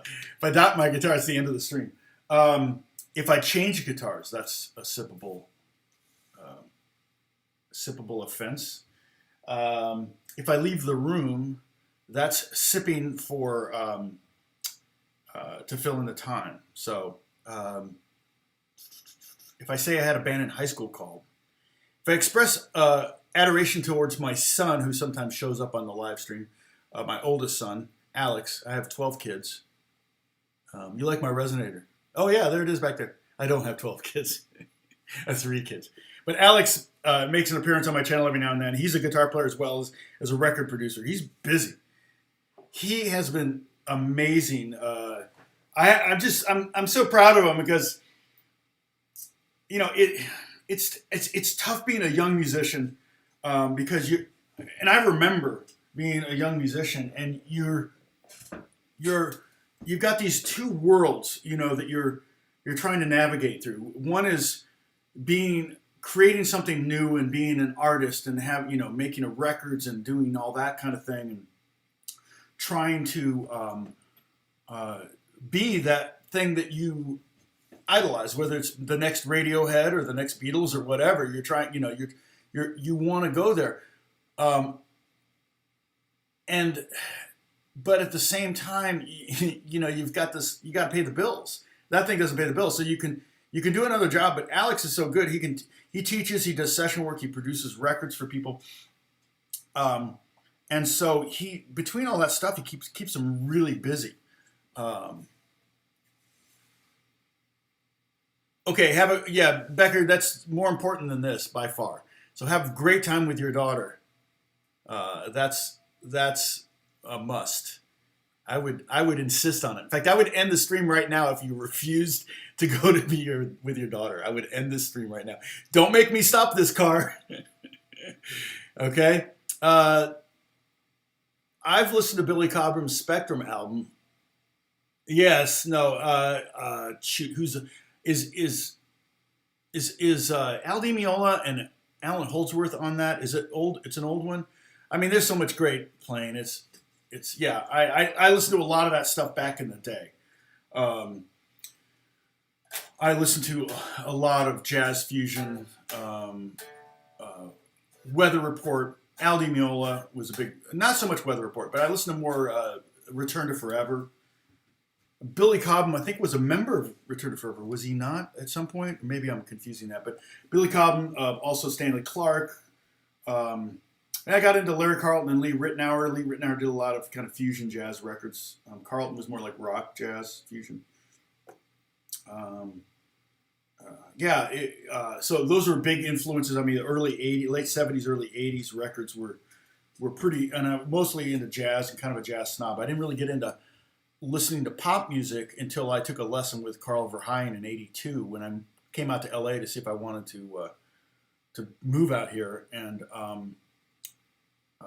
he was an amazing guitar player, and I go to his apartment and to take a lesson from him, and he's got Synchronicity on his turntable, and I'm like, why do you listen to that pop stuff? And he goes, do you know how many people ask me to sound like Andy Summers?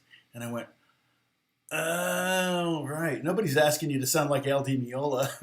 So, it was like, oh, click, a little switch went off, and I immediately after that I was like, okay, the jazz thing I'm going to keep working on because I love it, but I got to start listening to pop records, and that's when I started, and that was the 80s, the new wave, and I mean, I liked a lot of I love the Beatles. That's what got me started on guitar anyway. But yeah, he plays guitar in Supertramp. He's not the original guitarist in Supertramp, but he was an LA session guy, and so he's from Los Angeles. He's actually from La Cañada. But yeah, Verheyen, and he actually goes to Europe a lot, particularly Netherlands, because his family's from there. So Verheyen, which is a very very Dutch name. So let's see. Yeah, it was very Becker's gone, but it was very Lukather. That's kind of my big influence for my my rock soloing when I'm doing that kind of thing. Where is it? Oh, it's all the way over here. Okay. I think. Yeah. Weird. Why no sound?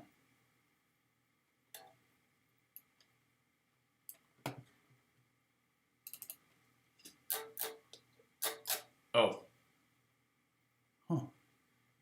That's really weird. I see it going there. Okay.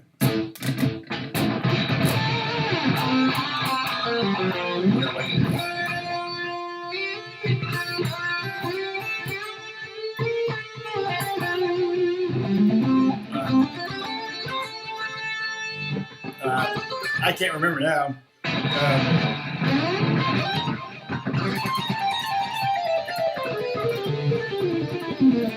But yeah, I don't. I used to have I had a band in Indiana before I moved out here that played Rosanna by Toto. So I had that solo down back, but that was almost 40 years ago now. Well, no, that record came out in 84. No, we did that song, so it must have come out in 82. So I. But like bending that minor third bend is a really Lukather thing to do. Another thing Lukather likes to do is like if I'm in G, is to play the seventh, and then the third, the seventh.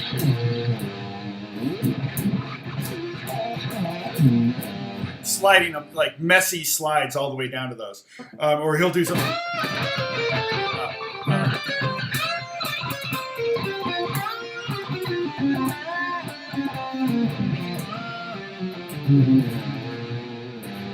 Things like that, like those minor third bends, he really likes those. So, Africa, yeah, Africa's a classic. Not a lot of guitar on Africa. I'm trying to think if there is any guitar. We didn't do that one. We may have learned it, but it was funny because I was playing in a top 40 band when disco was really big, so we did a lot of funk and disco. We had a horn section, and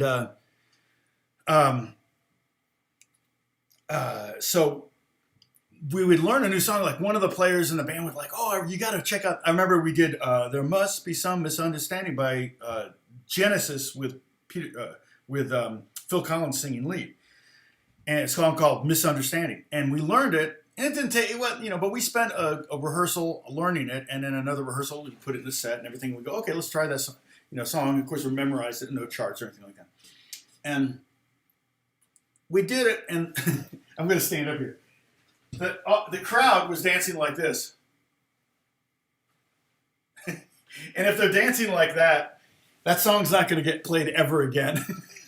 They were just standing there swinging their arms. And we did a lot of proms and homecoming dances and frat parties. And then we started playing some nightclubs that would pay us actually pretty decent money to play because we would bring in a lot of people because we're a pretty fun band. We had a lot of fun with the audience and stuff like that. We didn't have a shtick per se, but we had fun stuff. I told you about Duke Tomato and the All-Star Frogs, which is a Chicago band. I told you about that. Yeah, Baptist, exactly. Have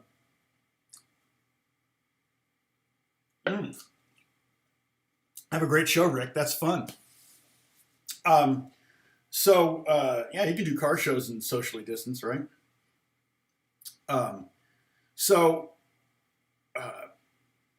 They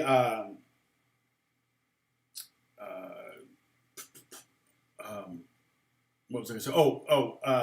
Sorry. So we would play a lot of like frat parties and things like that. So there's a lot of funny stories from some of those. And then we would play nightclubs too. And I remember I told you one story about playing. Let's see, I'm trying to think if there was any stories that I hadn't told about some of that. Some great stories from back then. I remember driving through Martinsville with the black members of the band were in my car, and I was driving really fast, and they're smoking weed in the back of my car, and so I'm getting a contact high, and we're coming home at like 2 a.m, 3 a.m. from Bloomington, Indiana University. Gear in the back of my station wagon, and there's a little bit of fog, and so I guess I'm getting a contact high because I'm like really fixated on the fog that is like hovering over the ground and is going over my car as we go, and I'm driving like 100 miles an hour. Trying to get home, and they're like, Martinsville is the head of where the head of the Ku Klux Klan is. If we get pulled over, you're getting lynched with us. They told me, and I'm like, oh, okay. So I slowed down. I was like, yeah, we don't want to get pulled over in Martinsville. Beth remembers that there was a sign in the 70s outside of Martinsville that said, "Don't let the sun go down on you, darky." It literally said that.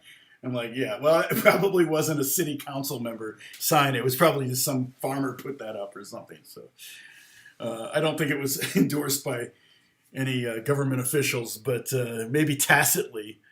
But yeah, the band didn't like going through but you had to go by Martinsville to get from Indianapolis to Bloomington. It was a long way around if you didn't. So dancing leads to the bushes. So we were out in the bushes watching them dance. Yeah, right? Cut out the middleman. Yeah, I was on staff at my church for 1 year, and they had an annual sexual harassment seminar that the state made them do, right? And basically it was like 6 hours of, like they would have these people come in and they talk about, and you have to sit there and listen. And the whole time you're just practically dying because all they're doing is telling you how to sexually harass people. It's like, wow, I never thought of that before. It was like, one of the things was, don't give back rubs because back rubs become front rubs. Oh, well, from that point on, everybody was giving each other back rubs. It was like, oh my gosh, it was the worst. It was like, why would you, I don't understand, why do you plant those seeds, right? So, yeah, Martinsville stories, I don't know if it's funny. Funny and like, oh, another time I was driving back and I had the guys in my car and I was driving too fast. And Gooch, one of the lead singers, he was the other guitar player in the band. And everybody I was the kid in that band. Like I was 7, 8 years younger than everyone else in that band. And Gooch was like, I was driving a little too fast. I was 18, 19 years old and I'm kind of like, you know what it's like. You remember. And Gooch is like, if we crash before we hit that tree, I'm gonna choke you to death. So slow down. I'm like, okay, Gooch. And Gooch was a great guitar player. I learned some pretty cool stuff from playing with him because he actually played with some real bands and toured a little bit, even from Indiana, a little Indianapolis. I miss him a lot. I talked to the sax player for the first time in probably 30 plus years. I think the last time I talked to the sax player was at my engagement party probably 34 years ago. Or no, maybe I saw him at a band. I went to Indianapolis and saw the band play and he was playing with them, but that would have been over 30 years ago. So we had a good time catching up and talking, and he found some music that I wrote.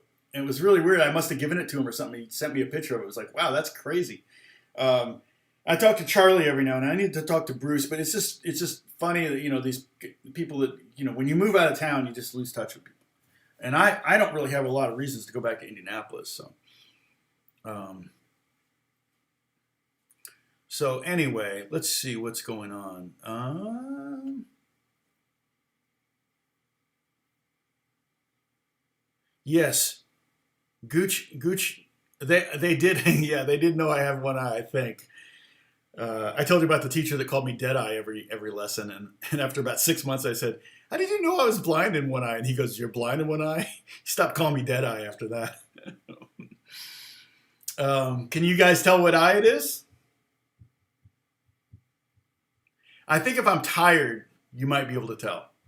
I had surgery when I was 7 because it was not wall-eyed; it was aimed in at my nose. So, and I'm pretty stoked that the surgeon did such a great job back in the 60s because it's still the same. So yeah, I used to have regular stories. I had a story. I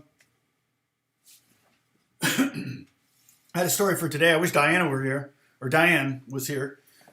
So today I used my last. These are the 2032s, right? I hope that's what I bought. Better make sure. Yeah, it's what all the tuners use, right? So I bought a 6-pack. And I looked at this and it says, here, look, child secure plus bitter coating, with bitter coating. And it shows a little picture of a little kid like that with their tongue sticking out. And like, that's actually kind of brilliant, right? And now I'm really curious about what they taste like. I'm like, how bitter are we talking? I might actually like it. I like coffee.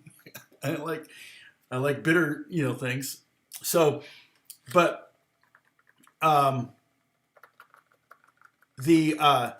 so one night, when you have little kids, you're having to occasionally go to the emergency room for different things. Well, Jack, our middle son, started had like a sneezing fit, like he couldn't stop sneezing.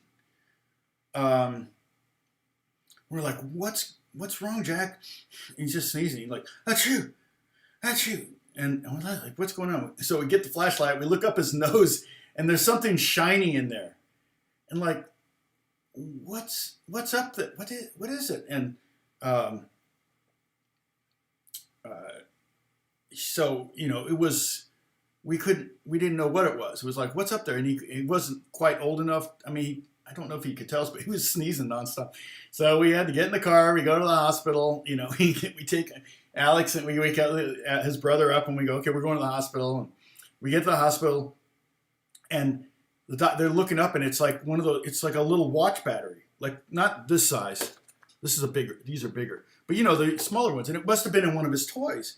And he stuck it up his nose, right? And my sister stuck crayons up her nose, so it wasn't, or no, candy corn. She stuck candy corn up her nose. And we had to go to the hospital for that. But so the doctor, they're like trying to figure out, they can't get a hold of it, right? They're getting forceps or little mini tweezers up there and they're trying to pull it down, but it's stuck or something. It just won't come out. And so this old doctor comes along and he goes, well, let me take a look. And we've been there for an hour and a half, and poor Jack's still sneezing, and they can't get it out. It's like his body's trying to reject this thing. And the doctor comes in, he gets a paper clip, and he unfurls a paper clip. He sterilizes it, sticks it up his nose, and goes, yank, and it comes right out. And then still sneezing, and like they look up, and there's another one up there. There's another one of those. And then, you know, he's like, yank. So there was two of them up there. He'd stuck two of those little teeny batteries up his nose, and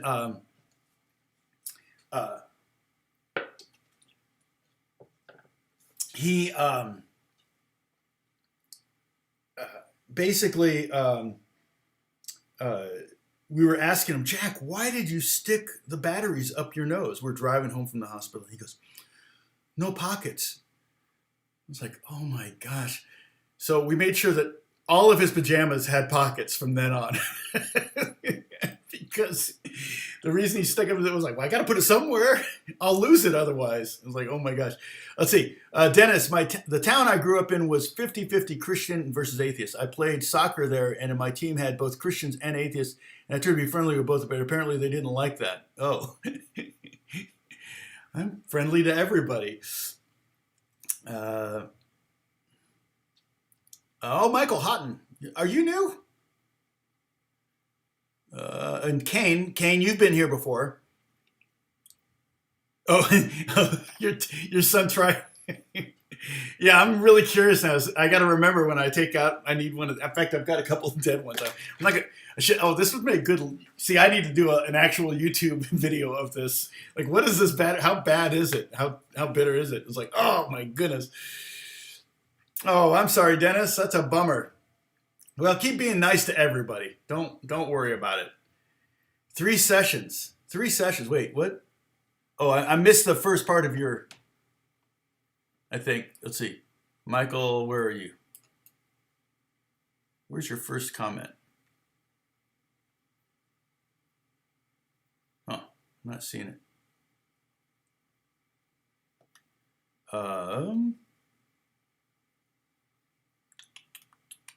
Dancing leads to bushes. That's funny though, Gary. I've never heard that before. So we just hung out in the bushes.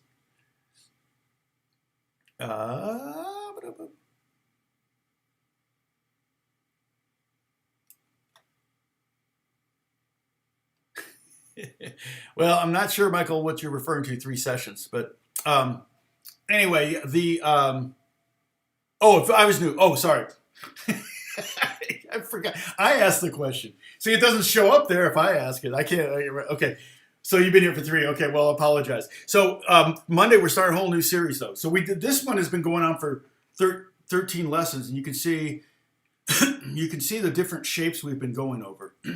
Memories like the corners of my mind. So we're gonna have a similar layout coming up for. For the bluegrass thing. What I'm going to basically do, and I'm changing guitars so we can all take a sip. Where's my phone? Probably using this guitar mostly. Is that a tune? Oh man, the battery's good in this tune. Really want to taste one of those batteries. So what I'm going to do is I'm still trying to figure out what we'll do the first lesson. I may just show you a G major scale, which works great over. Gives you all the notes you need to play. But I find that if you mix the scales around a little bit, we mix the scales up around a little bit, It makes it interesting. Whereas if I just teach you a G scale, and it's always hard to play. For me, it's hard to play open scales because I'm used to having a finger on every note that I pluck. So it takes me a while to get to the. But G major scale would work. But one thing we might do is we might do G minor, or I'm sorry, G major pentatonic. Okay, and then C major pentatonic over the C chord, then D major.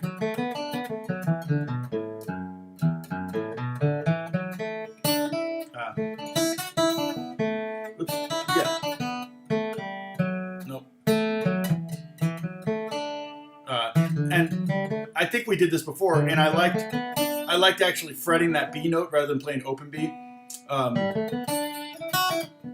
I'm using a very stiff pick. This is a 3.5 millimeter gypsy jazz pick that I'm using. Oftentimes, this is actually a bluegrass pick that I use.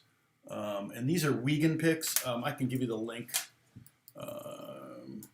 I don't think you can get Wiegand picks on Amazon. Otherwise, I do it that way so that I could make some Amazon bucks.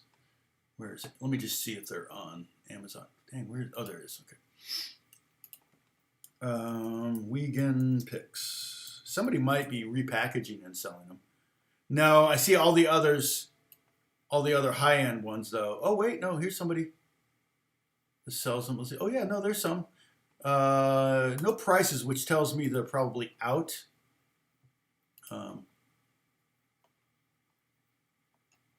But let's see if they even allow me to. Oh, they did. Okay. They're not cheap. I think, it's like $15 for 2 picks or $20, $30 for 2 picks sometimes. Let me get you here.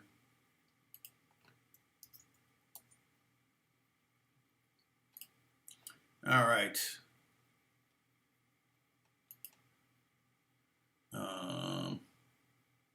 So you can check them out there. But you can, if you just Google Wiegand picks, Wegen.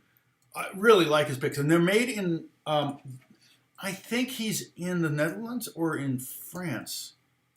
I think he may be Dutch, but he lives in France. Is that right? Here we go.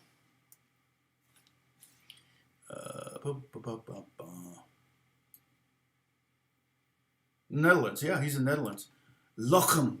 I don't know if that's a street name. It just says the Netherlands, or if that's a location. It's a P.O. box, but yeah. So support your Dutch friends. Hey, B Kitty, good to see you.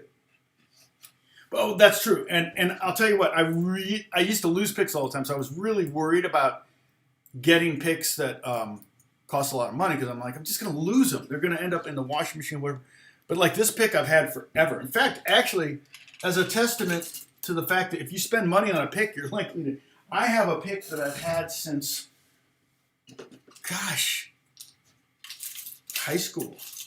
Of course, now I can't find it because I've got too many places where picks are. But I know I have it because I think picks are in this drawer. Here it is. It's made of agate, and I bought it. You can see. Let's see if I can give you a good look. It's a beautiful pick. Look at that thing. Isn't that cool? It's still shiny. I mean, it's like the day I bought it. It doesn't look any different. And I mean, the tone is. I used it for a little while, like live. The idea was to have as hard a pick as possible for playing fast. And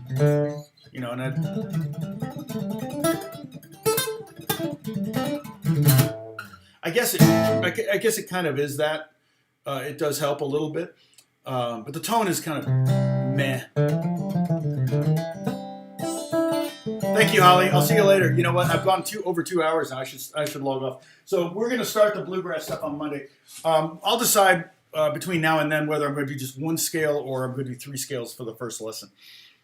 We may just kind of do a little intro with 1 scale and kind of start there, but it should be fun regardless. Okay, so yeah, and the picking thing, good picks actually are worth it. Get a couple good picks. I've actually got one that was like $45 or something in here. I didn't get. Somebody bought it for me. But I've also got like this is a sixpence, which is what Brian May uses. So when we were in England, we got some of these, so we had those. Peso. Here's a pick made out of a quarter that someone gave me, which is kind of cool. So yeah, I mean, my main pick right now, my main picks are the gravity picks, which are very thick and have a beveled, like a rough edge to them, so they get that scrapey sound. I don't really use this one. This one's 3 millimeters. This is pretty thick. But anyway, so that's it. I'll talk to you. Hey, Paul. Oh gosh, you were here the whole time. I'll talk to you guys on Monday, Lord willing, and we'll start the new series. Okay, very good. Oh, we had good showing. I think 50 at one point. 54. Wow, awesome. Thanks, guys. Talk to you soon. Bye bye.